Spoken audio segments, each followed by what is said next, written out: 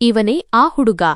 ಒಂದು ಭಾರವಾದ ಮತ್ತು ಗಾಂಭೀರ್ಯದ ದನಿ ನಮ್ಮ ಕಚ್ಚಾ ಮನೆಯ ಗೋಡೆಗಳನ್ನು ನಡುಗಿಸಿತು. ಕೋಣೆಯಲ್ಲಿದ್ದ ಪ್ರತಿಯೊಬ್ಬರ ಉಸಿರುಗಂಟಲಲ್ಲಿ ಸಿಲುಕಿಕೊಂಡಂತಾಗಿತ್ತು. ಅಪ್ಪನ ಮುಖ ಭಯದಿಂದ ಸಂಪೂರ್ಣವಾಗಿ ಬಿಳಿಚಿಕೊಂಡಿತ್ತು ಮತ್ತು ಅವರು ನಡುಗುವ ಕೈಗಳನ್ನು ಜೋಡಿಸಿ ನಿಂತಿದ್ದರು. ಅವರ ಧ್ವನಿ ಕಷ್ಟಪಟ್ಟು ಹೊರಬರುತ್ತಿತ್ತು. ಸಾಹೇಬರೇ, ಇವನ ತಲೆ ಕೆಟ್ಟಿದೆ ಎಂದು ನಾನು ಹೇಳಿದ್ದೆನಲ್ಲವೇ? ಇವನು ರಾತ್ರಿ ಪೂರ್ತಿ ಎಚ್ಚರವಾಗಿರುತ್ತಾನೆ ಮತ್ತು ಇವನು ಯಾವ ಜಾಲದಲ್ಲಿ ಸಿಲುಕಿಕೊಂಡಿದ್ದಾನೆ ಎಂದು ನನಗೆ ಗೊತ್ತಿಲ್ಲ. ನಮಗೂ ಇದಕ್ಕೂ ಯಾವುದೇ ಸಂಬಂಧವಿಲ್ಲ. ನಾನು ಒಬ್ಬ ಬಡ ಕೂಲಿ ಕಾರ್ಮಿಕ. ನನ್ನನ್ನು ಈ ವಿಷಯಗಳಲ್ಲಿ ಎಳೆಯಬೇಡಿ. ಖಾಕಿ ಸಮವಸ್ತ್ರ ಮತ್ತು ಸೂಟ್ ಬೂಟ್ ಧರಿಸಿದ್ದ ಅಪರಿಚಿತ ವ್ಯಕ್ತಿ ನನ್ನ ಕಡೆ ನೋಡಿದನು. ಅವನ ಕಣ್ಣುಗಳಲ್ಲಿ ಒಂದು ವಿಚಿತ್ರವಾದ ಹೊಳಪಿತ್ತು. ಅದನ್ನು ಈ ಸಮಯದಲ್ಲಿ ಅರ್ಥಮಾಡಿಕೊಳ್ಳುವುದು ಅಸಾಧ್ಯವಾಗಿತ್ತು. ಅವನು ತನ್ನ ಜೇಬಿನಿಂದ ಒಂದು ಸರ್ಕಾರಿ ಕಾಗದವನ್ನು ತೆಗೆದನು ಮತ್ತು ನನ್ನ ಮುಖದ ಮುಂದೆ ಬೀಸುತ್ತಾ, ನಿನ್ನ ವಿರುದ್ಧ ತುಂಬಾ ಬಲವಾದ ಸಾಕ್ಷ್ಯಗಳು ಸಿಕ್ಕಿವೆ ಎಂದನು. ಹರ್ಷಿತ್ ಇಷ್ಟು ದೊಡ್ಡ ಹಾರತವನ್ನು ಹೊಡೆಯುವ ಮೊದಲು ಪರಿಣಾಮದ ಬಗ್ಗೆ ಯೋಚಿಸಿರಲಿಲ್ಲವೇ? ಈಗ ನಮ್ಮ ಜೊತೆ ಬಾ, ಹೆಡ್ ಆಫೀಸ್ನಲ್ಲಿ ನಿನಗಾಗಿ ಕಾಯುತ್ತಿದ್ದಾರೆ.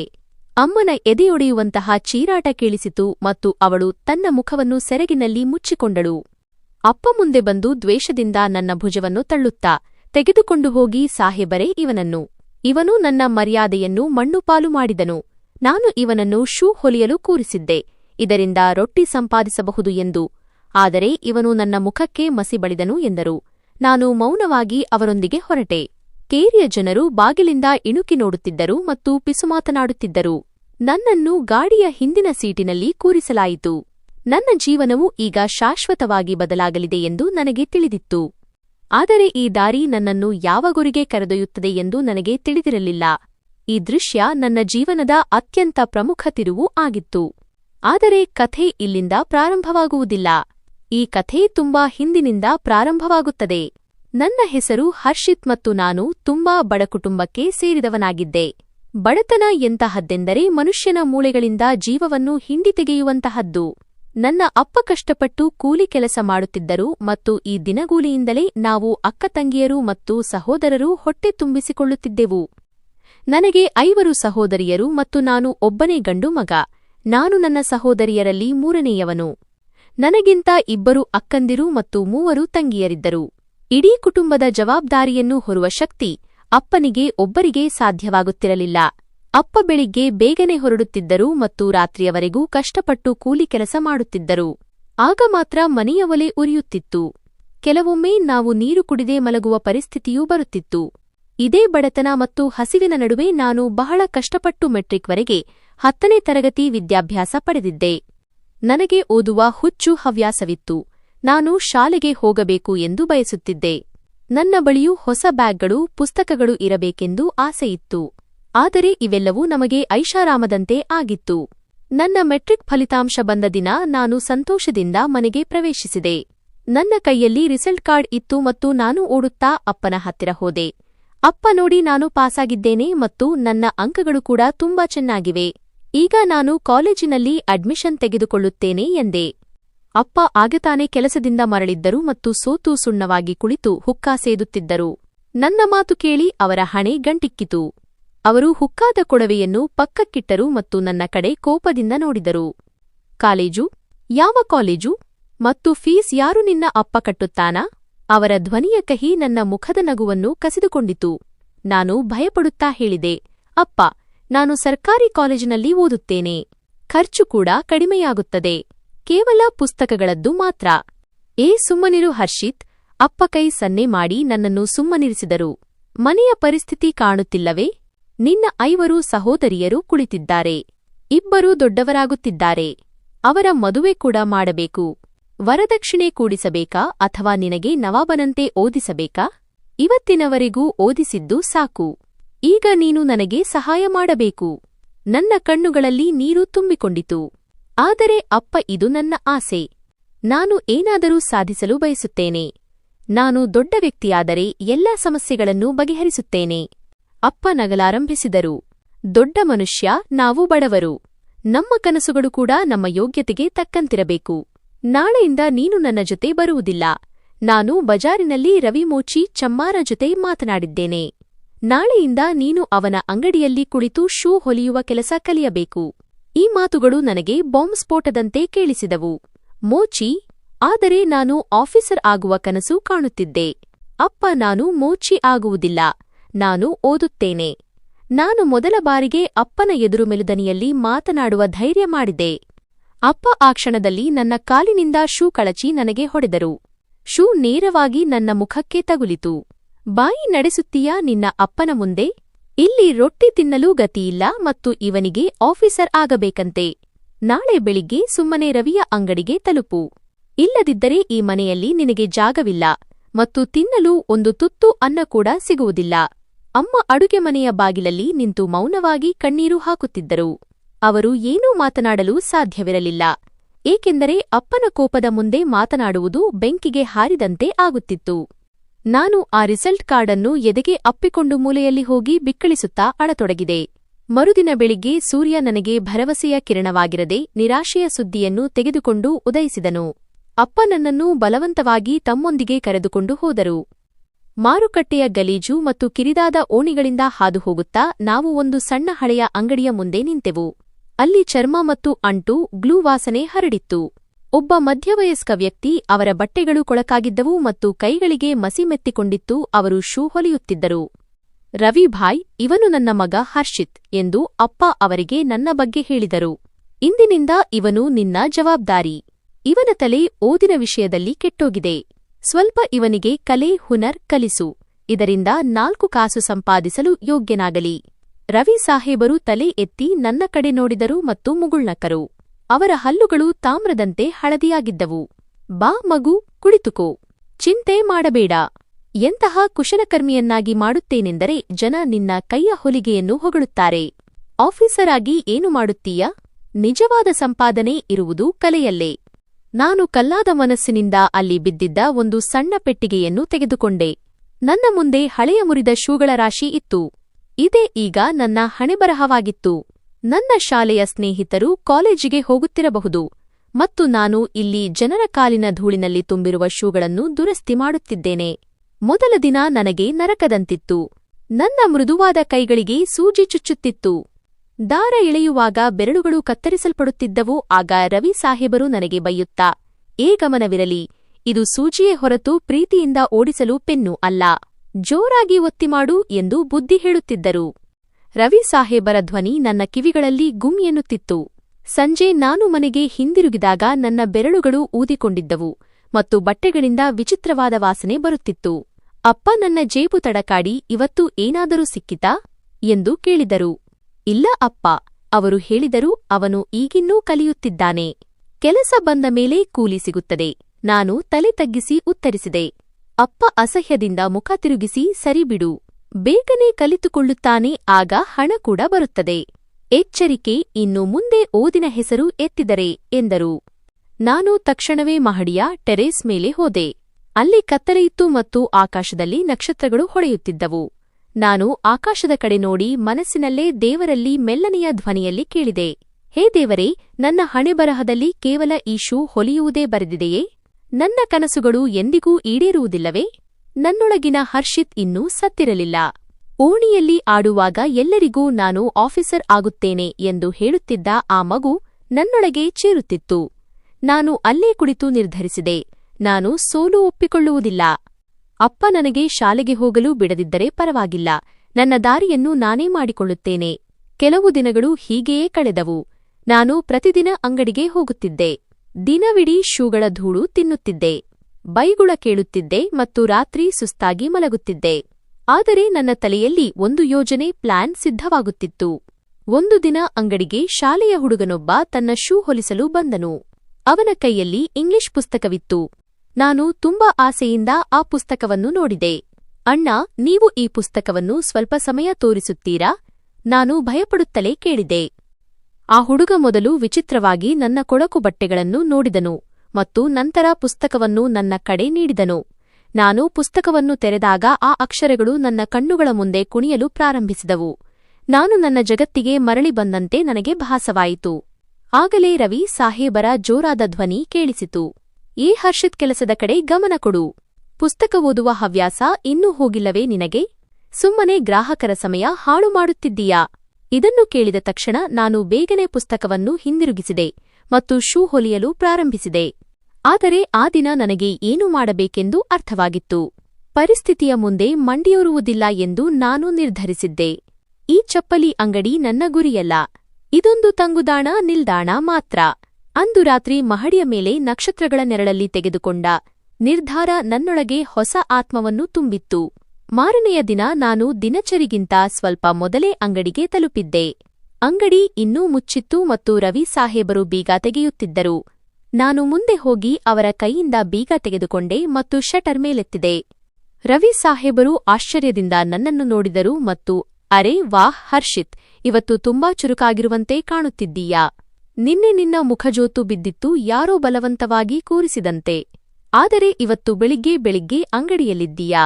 ಎಲ್ಲಾ ಸರಿಯಾಗಿದೆಯಲ್ಲವೇ ಎಂದರು.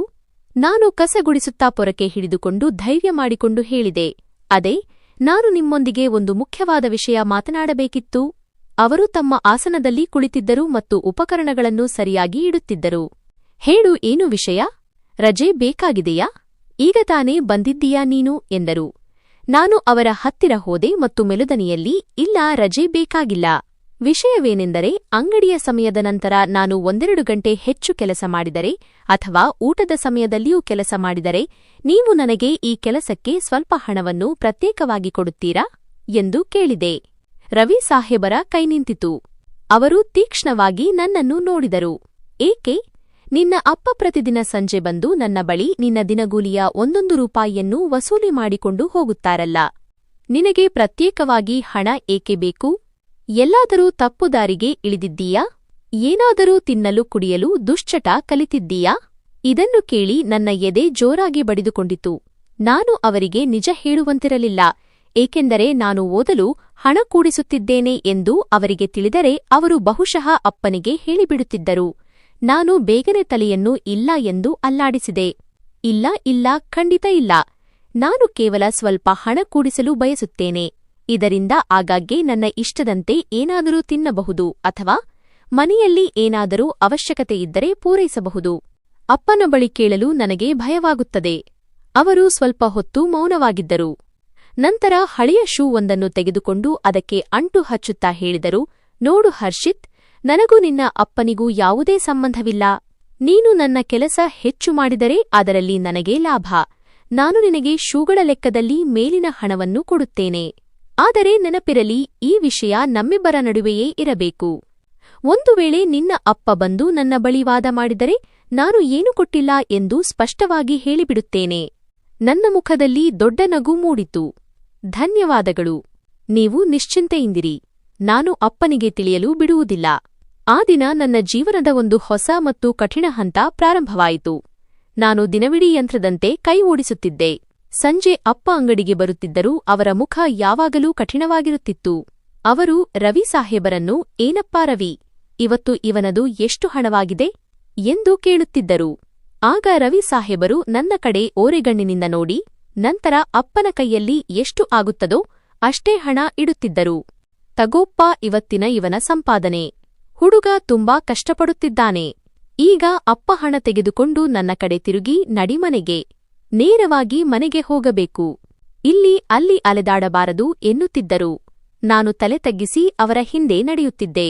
ನನ್ನ ಜೇಬಿನಲ್ಲಿ ಅಡಗಿಸಿಟ್ಟಿದ್ದ ಆ ಕೆಲವು ನಾಣ್ಯಗಳು ನನಗೆ ಪ್ರಪಂಚದ ಅತಿದೊಡ್ಡ ಸಂಪತ್ತು ಎಂದು ಅನಿಸುತ್ತಿತ್ತು.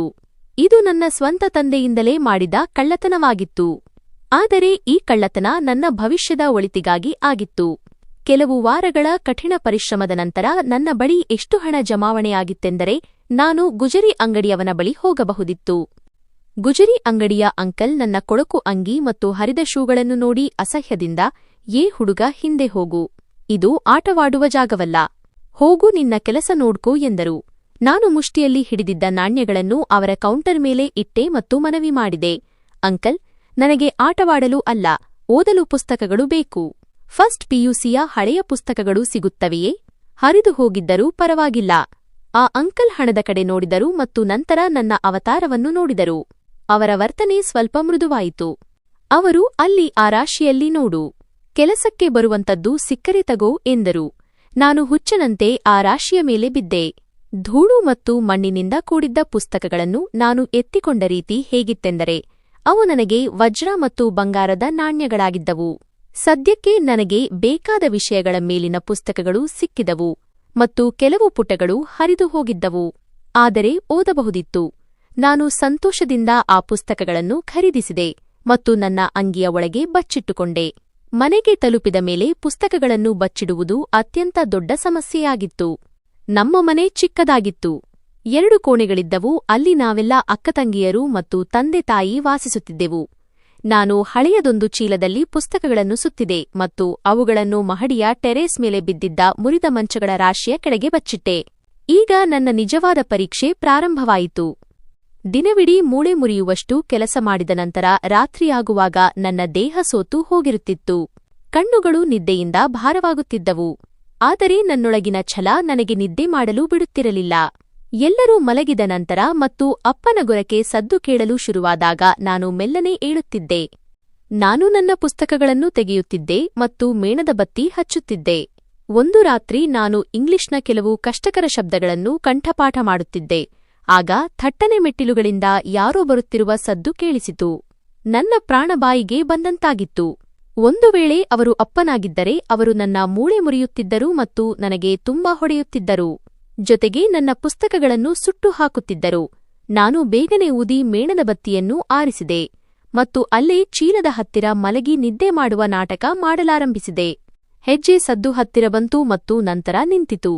ಯಾರೋ ನನ್ನ ಮೇಲೆ ಬಾಗಿದಂತೆ ನನಗೆ ಅನುಭವವಾಯಿತು. ನಾನು ಭಯದಿಂದ ಬೇಕಂತಲೇ ಕಣ್ಣುಗಳನ್ನು ಮುಚ್ಚಿಕೊಂಡಿದ್ದೆ ಮತ್ತು ಒಂದು ಮೃದುವಾದ ಕೈ ನನ್ನ ಕೂದಲನ್ನು ಸವರಿತು. ಆ ಕೈ ಒರಟಾಗಿತ್ತು, ಆದರೆ ಆ ಸ್ಪರ್ಶ ಪರಿಚಯದ್ದಾಗಿತ್ತು. ಹರ್ಷಿತ್, ಅಮ್ಮನ ಸಣ್ಣ ಧ್ವನಿ ನನ್ನ ಕಿವಿಗೆ ಬಿತ್ತು.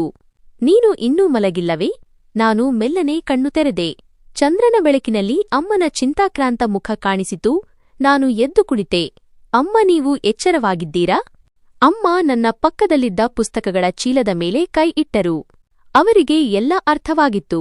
ಅವರು ನನ್ನ ಹತ್ತಿರ ಬಂದರು ಮತ್ತು ಮೆಲ್ಲ ದನಿಯಲ್ಲಿ, ಮಗು, ಏಕೆ ನಿನ್ನ ಪ್ರಾಣಕ್ಕೆ ನೀನು ಸಂಕಟ ತಂದುಕೊಳ್ಳುತ್ತೀಯಾ? ನಿಮ್ಮ ಅಪ್ಪನಿಗೆ ಗೊತ್ತಾದರೆ ತುಂಬಾ ದೊಡ್ಡ ಸಮಸ್ಯೆಯಾಗುತ್ತದೆ. ಹಾಗೆಯೇ ದಿನವಿಡೀ ನೀನು ತುಂಬಾ ದಣಿದಿರುತ್ತೀಯಾ? ರಾತ್ರಿಯೂ ವಿಶ್ರಾಂತಿ ತೆಗೆದುಕೊಳ್ಳುವುದಿಲ್ಲ ಎಂದರು. ನಾನು ಅಮ್ಮನ ಕೈ ಹಿಡಿದುಕೊಂಡೆ. ಅಮ್ಮ, ನಾನು ಮಲಗಿಬಿಟ್ಟರೆ ನನ್ನ ಕನಸುಗಳು ಕೂಡ ಮಲಗಿಬಿಡುತ್ತವೆ. ದಯವಿಟ್ಟು ನನ್ನನ್ನು ಓದಲು ಬಿಡಿ. ನಾನು ಮಾತು ಕೊಡುತ್ತೇನೆ, ಅಪ್ಪನಿಗೆ ಈ ವಿಷಯ ತಿಳಿಯುವುದಿಲ್ಲ. ಅಮ್ಮನ ಕಣ್ಣುಗಳಲ್ಲಿ ನೀರು ಮಿಂಚಲಾರಂಭಿಸಿತು. ಅವರು ತಮ್ಮ ಸೀರೆಯ ಸೆರಗಿನ ಗಂಟು ಬಿಚ್ಚಿ ಅದರಿಂದ ಮಡಚಿಟ್ಟಿದ್ದ 100 ರೂಪಾಯಿ ನೋಟನ್ನು ತೆಗೆದು ನನ್ನ ಕೈಗಿಟ್ಟರು. ಒಳ್ಳೆಯದು, ಇದನ್ನು ಇಟ್ಟುಕೋ. ನಾನು ತರಕಾರಿ ಖರ್ಚಿನಲ್ಲಿ ಸ್ವಲ್ಪ ಸ್ವಲ್ಪವೇ ಉಳಿಸುತ್ತಿದ್ದೆ. ನಿನಗೆ ಉಪಯೋಗಕ್ಕೆ ಬರುತ್ತದೆ. ಎಂದಾದರೂ ಪೆನ್ನು ಪುಸ್ತಕ ತೆಗೆದುಕೊಳ್ಳಲು ಬೇಕಾಗಬಹುದು. ಆ ರಾತ್ರಿ ಅಮ್ಮನ ಪ್ರಾರ್ಥನೆ ಮತ್ತು ಆ ಕೆಲವು ರೂಪಾಯಿಗಳು ನನ್ನ ನಿರ್ಧಾರಗಳನ್ನು ಬಂಡೆಯಂತೆ ಗಟ್ಟಿಗೊಳಿಸಿದವು. ಅಪ್ಪನ ಭಯವಿರಲಿ ಅಥವಾ ಬಡತನದ ಗೋಡೆಯೇ ಇರಲಿ, ನಾನು ಈ ಗೋಡೆಗೆ ತೂತು ಮಾಡಿಯೇ ತೀರುತ್ತೇನೆ ಎಂದು ನಿರ್ಧರಿಸಿದ್ದೆ. ಆದರೆ ಗೋಡೆಯ ಆ ಕಡೆ ನನ್ನ ಜೀವನದ ಅತಿದೊಡ್ಡ ಆಘಾತ ನನಗಾಗಿ ಕಾಯುತ್ತಿದೆ ಎಂದು ನನಗೆ ತಿಳಿದಿರಲಿಲ್ಲ. ಸಮಯ ರೆಕ್ಕೆ ಕಟ್ಕೊಂಡು ಹಾರುತ್ತಿತ್ತು. ಹಗಲು ಅಂಗಡಿಯ ಕಪ್ಪು ಮತ್ತು ಅಂಟು ವಾಸನೆಯಲ್ಲಿ ಕಳೆಯುತ್ತಿತ್ತು ಮತ್ತು ರಾತ್ರಿ ಪುಸ್ತಕಗಳ ಪ್ರಪಂಚದಲ್ಲಿ ನನ್ನ ನಿದ್ದೆ ಹಾಳಾಗಿತ್ತು. ಆದರೆ ಆ ಎಚ್ಚರವಿರುವ ಕಣ್ಣುಗಳಲ್ಲಿ ಇದ್ದ ಕನಸುಗಳು ನನ್ನನ್ನು ನಿಲ್ಲಲು ಬಿಡುತ್ತಿರಲಿಲ್ಲ. ಒಂದು ರಾತ್ರಿ ವಿಪರೀತ ಸೆಖೆ ಇತ್ತು. ಮೇಲ್ಛಾವಣಿಯ ಮೇಲೂ ಗಾಳಿ ಇರಲಿಲ್ಲ ಮತ್ತು ಎಷ್ಟು ಧಗೆ ಇತ್ತೆಂದರೆ ಉಸಿರಾಡುವುದು ಕೂಡ ಕಷ್ಟವಾಗುತ್ತಿತ್ತು. ನಾನು ಬನಿಯನ್ ಧರಿಸಿ ಬೆವರಿನಲ್ಲಿ ನೆಂದು ಹೋಗಿ ಮೇಂಬತ್ತಿಯ ಮುಂದೆ ಬಗ್ಗಿ ಗಣಿತದ ಒಂದು ಕಠಿಣ ಪ್ರಶ್ನೆಯನ್ನು ಬಿಡಿಸುತ್ತಿದ್ದೆ. ನನ್ನ ಗಮನ ಪೂರ್ತಿಯಾಗಿ ಪುಸ್ತಕದಲ್ಲಿತ್ತು ಮತ್ತು ಸುತ್ತಮುತ್ತಲಿನ ಪ್ರಪಂಚದ ಅರಿವೇ ಇರಲಿಲ್ಲ. ಬಹುಶಃ ಈ ಏಕಾಗ್ರತೆಯೇ ನನಗೆ ಪೆಟ್ಟು ನೀಡಿತು. ಇದ್ದಕ್ಕಿದ್ದಂತೆ ನನ್ನ ಹಿಂದೆ ಭಾರವಾದ ಹೆಜ್ಜೆಗಳ ಸದ್ದು ಕೇಳಿಸಿತು. ನಾನು ಸಾವರಿಸಿಕೊಳ್ಳುವ ಅಥವಾ ಪುಸ್ತಕಗಳನ್ನು ಬಚ್ಚಿಡುವ ಮೊದಲೇ ಜೋರಾದ ಒದೆಯೊಂದು ನನ್ನ ಬೆನ್ನಿಗೆ ಬಿತ್ತು. ನಾನು ಮುಖದ ಮೇಲೆ ನನ್ನ ಪುಸ್ತಕಗಳ ಮೇಲೆ ಬಿದ್ದೆ. ಮೇಂಬತ್ತಿ ಬಿದ್ದು ಆರಿಹೋಯಿತು ಮತ್ತು ಕತ್ತಲು ಆವರಿಸಿತು. ಏನು ನಾಟಕ ಆಡ್ತಾ ಇದೀಯಾ ನೀನು? ಅಪ್ಪನ ಗರ್ಜಿಸುವ ಧ್ವನಿ ರಾತ್ರಿಯ ನಿಶಬ್ದವನ್ನು ಮುರಿಯಿತು. ನನ್ನ ಹೃದಯ ಪಕ್ಕೆಲುಬುಗಳಿಂದ ಹೊರಬರುವಂತಿತ್ತು. ಮೇಂಬತ್ತಿಯನ್ನು ಮತ್ತೆ ಹಚ್ಚಲು ನಾನು ನಡುಗುವ ಕೈಗಳಿಂದ ಬೆಂಕಿ ಪೆಟ್ಟಿಗೆಯನ್ನು ಹುಡುಕತೊಡಗಿದೆ. ನಂತರ ಬೆಳಕಾದ ಕೂಡಲೇ ಅಪ್ಪ ಕೋಪದಿಂದ ನಿಂತಿರುವುದನ್ನು ಮತ್ತು ಅವರ ಕಣ್ಣುಗಳು ಕೆಂಡದಂತೆ ಉರಿಯುತ್ತಿರುವುದನ್ನು ಕಂಡೆ. ನಾನು ನಿನಗೆ ಬೇಡ ಎಂದು ಹೇಳಿದ್ದೆ ಅಲ್ವಾ? ಈ ಕೆಲಸಕ್ಕೆ ಬಾರದ ವಸ್ತುಗಳನ್ನು ಬಿಟ್ಟುಬಿಡು ಎಂದು ಹೇಳಿದ್ದೆ. ಅಪ್ಪ ಬಾಗಿ ನನ್ನ ಪುಸ್ತಕವನ್ನು ಎತ್ತಿಕೊಂಡು ಅದನ್ನು ಜೋರಾಗಿ ನೆಲಕ್ಕೆ ಎಸೆದರು. ಪುಸ್ತಕದ ಹಳೆಯ ಹಾಳೆಗಳು ಚೆಲ್ಲಾಪಿಲ್ಲಿಯಾದವು. ಅಪ್ಪ, ನಾನು ಓದುತ್ತಿದ್ದೆ ಅಷ್ಟೇ. ನನ್ನ ತಪ್ಪೇನು? ನಾನು ಅಳುತ್ತಾ ಹೇಳಿದೆ, ನಾನು ನನ್ನ ಕೆಲಸವನ್ನು ಪೂರ್ತಿ ಮಾಡುತ್ತೇನೆ. ನಿಮಗಾಗಿ ಕೂಲಿಯನ್ನು ಪೂರ್ತಿ ತರುತ್ತೇನೆ. ಆದರೂ ನಾನು ಓದುವುದರಿಂದ ನಿಮಗೇನು ತೊಂದರೆ? ತೊಂದರೆ ಏನೆಂದರೆ ನಿನ್ನ ತಲೆ ಕೆಡುತ್ತಿದೆ. ಅಪ್ಪ ನನ್ನ ಅಂಗಿಯ ಕಾಲರ್ ಹಿಡಿದು ನನ್ನನ್ನು ನಿಲ್ಲಿಸಿದರು. ಈ ಪುಸ್ತಕ ಓದಿ ನೀನು ಆಫೀಸರ್ ಆಗ್ತೀಯಾ? ನಿನ್ನ ಪರಿಸ್ಥಿತಿ ನೋಡಿಕೊಂಡಿದ್ದೀಯಾ? ಒಬ್ಬ ಚಮ್ಮಾರನ ಮಗ ನೀನು. ಚಮ್ಮಾರನ ಮಗ. ಇಷ್ಟು ಗಮನ ನಿನ್ನ ಕೆಲಸದ ಮೇಲೆ ಕೊಟ್ಟಿದ್ದರೆ ಇಂದು ದ್ವಿಗುಣ ಹಣ ಸಂಪಾದಿಸುತ್ತಿದ್ದೆ. ಆದರೆ ಇಲ್ಲ, ನಿನಗೆ ನವಾಬನಾಗಬೇಕು. ಬಹಳ ಆತುರ ಅಲ್ಲವೇ? ಇಲ್ಲ ಅಪ್ಪ. ಇಡೀ ಜೀವನ ಜನರ ಹರಿದ ಹಳೆಯ ಬೂಟುಗಳನ್ನು ಹೊಲಿಯುತ್ತಾ ಇರುವುದು ನನ್ನ ಕನಸಲ್ಲ. ನಾನು ಮೊದಲ ಬಾರಿಗೆ ಅಪ್ಪನ ಕಣ್ಣಲ್ಲಿ ಕಣ್ಣಿಟ್ಟು ಮಾತನಾಡಿದೆ. ನಾನು ಒಬ್ಬ ಆಫೀಸರಾಗಲು ಬಯಸುತ್ತೇನೆ. ನಾನು ಈ ಬಡತನದಿಂದ ಹೊರಬರಲು ಬಯಸುತ್ತೇನೆ. ಅಪ್ಪ ನನ್ನ ಮುಖಕ್ಕೆ ಜೋರಾಗಿ ಕಪಾಳಮೋಕ್ಷ ಮಾಡಿದರು. ನನ್ನ ಕಿವಿಗಳಲ್ಲಿ ಸೈ ಸೈ ಎನ್ನುವ ಶಬ್ದ ಬರಲಾರಂಭಿಸಿತು. ಕೇಳೆ ಇವನ ಮಾತುಗಳನ್ನು. ಅಪ್ಪ ನಗುತ್ತಾ ಅಮ್ಮನನ್ನು ಕರೆದರು. ಏ ಹರ್ಷಿತಾಯಿ, ಏಳು, ಸ್ವಲ್ಪ ನೋಡು ನಿನ್ನ ಮುದ್ದು ಮಗನ ಕನಸುಗಳನ್ನು. ಈ ಸಾಹೇಬರು ಆಫೀಸರ್ ಆಗಬೇಕಂತೆ. ನಮ್ಮಂತ ಬಡವರು 2 ಹೊತ್ತಿನ ಊಟ ಸಂಪಾದಿಸಿದರೆ ಅದೇ ದೊಡ್ಡ ಮಾತು. ಇವನು ಆಕಾಶದಿಂದ ನಕ್ಷತ್ರ ಕೀಳುವ ಮಾತುಗಳನ್ನಾಡುತ್ತಿದ್ದಾನೆ. ಅಮ್ಮನು ಗಾಬರಿಯಿಂದ ಎದ್ದು ಓಡಿ ಬಂದು ನನ್ನ ಹತ್ತಿರ ಬಂದರು. ಅವರು ನನ್ನನ್ನು ತಬ್ಬಿಕೊಂಡರು. ಯಾಕೆ ಹೊಡೆಯುತ್ತಿದ್ದೀರಿ ನನ್ನ ಮಗನಿಗೆ? ಓದುತ್ತಿದ್ದಾನೆ ಅಷ್ಟೇ ಅಲ್ವಾ? ಕಳ್ಳತನವನ್ನೇನೂ ಮಾಡುತ್ತಿಲ್ಲವಲ್ಲ? ಅಮ್ಮ ಅಳುತ್ತಾ ಹೇಳಿದರು. ಅಪ್ಪ ತಿರಸ್ಕಾರದಿಂದ ಬಿದ್ದಿದ್ದ ಪುಸ್ತಕಗಳನ್ನು ಒದ್ದರು. ಇದು ಓದಿನಲ್ಲ, ಇದು ಹಾಳಾಗುವುದು. ಇವನ ಗಮನ ಕೆಲಸದಲ್ಲಿ ಇರುವುದಿಲ್ಲ, ಏಕೆಂದರೆ ಇವನ ತಲೆಯಲ್ಲಿ ಈ ಪುಸ್ತಕಗಳು ತುಂಬಿಕೊಂಡಿವೆ. ಕೇಳಿಸಿಕೋ ಹರ್ಷಿತ್, ಇದು ನಿನಗೆ ಕಡೆಯ ಎಚ್ಚರಿಕೆ. ನಾಳೆ ಬೆಳಿಗ್ಗೆ ಎಲ್ಲಾ ರದ್ದಿ ಪೇಪರ್ ಎತ್ತಿಕೊಂಡು ಗುಜರಿಗೆ ಮಾರಿಬಿಡು. ನನಗೆ ಮನೆಯಲ್ಲಿ ಒಂದೇ ಒಂದು ಕಾಗದದ ತುಂಡು ಕೂಡ ಕಾಣಿಸಬಾರದು. ಮತ್ತು ನೀನು ಮತ್ತೆ ಓದುವ ಹೆಸರು ಹೇಳಿದರೆ ಅಂಗಡಿಯಿಂದಲೂ ಎಬ್ಬಿಸುತ್ತೇನೆ ಮತ್ತು ಮನೆಯಿಂದಲೂ ಹೊರಹಾಕುತ್ತೇನೆ. ಹೀಗೆ ಹೇಳಿ ಅಪ್ಪ ಕೋಪದಿಂದ ಕಾಲು ಬಡಿಯುತ್ತಾ ಕೆಳಗೆ ಹೋದರು. ಮೇಲ್ಛಾವಣಿಯ ಮೇಲೆ ಮತ್ತೊಮ್ಮೆ ಗಾಢ ನಿಶಬ್ದ ಆವರಿಸಿತು. ಆದರೆ ಈ ಮೌನ ಬಹಳ ಭಾರವಾಗಿತ್ತು. ನಾನು ನೆಲದ ಮೇಲೆ ಹರಡಿದ್ದ ನನ್ನ ಪುಸ್ತಕದ ಹಾಳೆಗಳನ್ನು ಆರಿಸಿದೆ. ನನ್ನ ಕಣ್ಣಿನಿಂದ ಸುರಿಯುವ ನೀರು ನನ್ನ ಜೀವನವನ್ನೇ ಬದಲಿಸಬಲ್ಲ ಶಬ್ದಗಳನ್ನು ಮಸುಕುಗೊಳಿಸುತ್ತಿತ್ತು. ಅಮ್ಮ ನನ್ನ ಬಳಿ ಕುಳಿತು ನನ್ನ ತಲೆಯ ಮೇಲೆ ಪ್ರೀತಿಯಿಂದ ಕೈ ಸವಿಸಿದರು. ಅವರ ಮನಸ್ಸು ತುಂಬಿ ಬಂದಿತ್ತು. ನನ್ನ ಕೈಲಾಗಿದ್ದರೆ ನಿನ್ನ ಕನಸುಗಳನ್ನು ನಾನೇ ಪೂರೈಸುತ್ತಿದ್ದೆ ಮಗನೇ. ಅಮ್ಮನ ದನಿ ಅಳುಕಿನಿಂದ ಕೂಡಿತು. ನಾನು ತುಂಬಾ ಅಸಹಾಯಕಿ. ನೀನು ಓದಿ ಬರೆದ ಮೇಲೂ ನಿರುದ್ಯೋಗಿಯಾಗಿ ಉಳಿದರೆ ಆಮೇಲೆ ಬೂಟು ಹೊಲಿಯಲು ಕೂಡ ಲಾಯಕ್ಕಿಲ್ಲದವನಾಗಿ ಬಿಟ್ಟರೆ ಎಂಬ ಭಯ ನಿನ್ನ ಅಪ್ಪನಿಗೆ. ಅವರು ಅವರ ಜಾಗದಲ್ಲಿ ಹೆದರಿದ್ದಾರೆ. ಮಗನೇ, ನಾನು ಅಮ್ಮನ ಕಡೆ ನೋಡಿದೆ ಮತ್ತು ನಗಲು ಪ್ರಯತ್ನಿಸಿದೆ. ನನ್ನ ಕೆನ್ನೆಯ ಮೇಲೆ ಅಪ್ಪನ ಏಟಿನ ಗುರುತು ಉರಿಯುತ್ತಿತ್ತು. ಆದರೆ ನನ್ನ ಒಳಗಿನ ಬೆಂಕಿ ಇದಕ್ಕಿಂತ ಹೆಚ್ಚು ತೀವ್ರವಾಗಿತ್ತು. ಅಮ್ಮ, ನಾನು ನಿನ್ನ ಕನಸುಗಳನ್ನು ಖಂಡಿತ ಪೂರೈಸುತ್ತೇನೆ. ಇದು ನನ್ನ ವಚನ. ನೀನು ಹೇಗಾದರೂ ಮಾಡಿ ಅಪ್ಪನನ್ನು ಒಪ್ಪಿಸು. ಅವರು ನನ್ನನ್ನು ಓದಲು ತಡೆಯದಂತೆ ನೋಡ್ಕೋ. ನಾನು ಅವರಿಗೆ ದೂರು ಹೇಳುವ ಅವಕಾಶ ಕೊಡುವುದಿಲ್ಲ. ನಾನು ಅಂಗಡಿಯಲ್ಲಿ ಇನ್ನೂ ಹೆಚ್ಚು ಕೆಲಸ ಮಾಡುತ್ತೇನೆ. ರಾತ್ರಿ ಮಲಗುವುದಿಲ್ಲ. ಆದರೆ ನನ್ನಿಂದ ನನ್ನ ಪುಸ್ತಕಗಳನ್ನು ಕಸಿದುಕೊಳ್ಳಬೇಡಿ.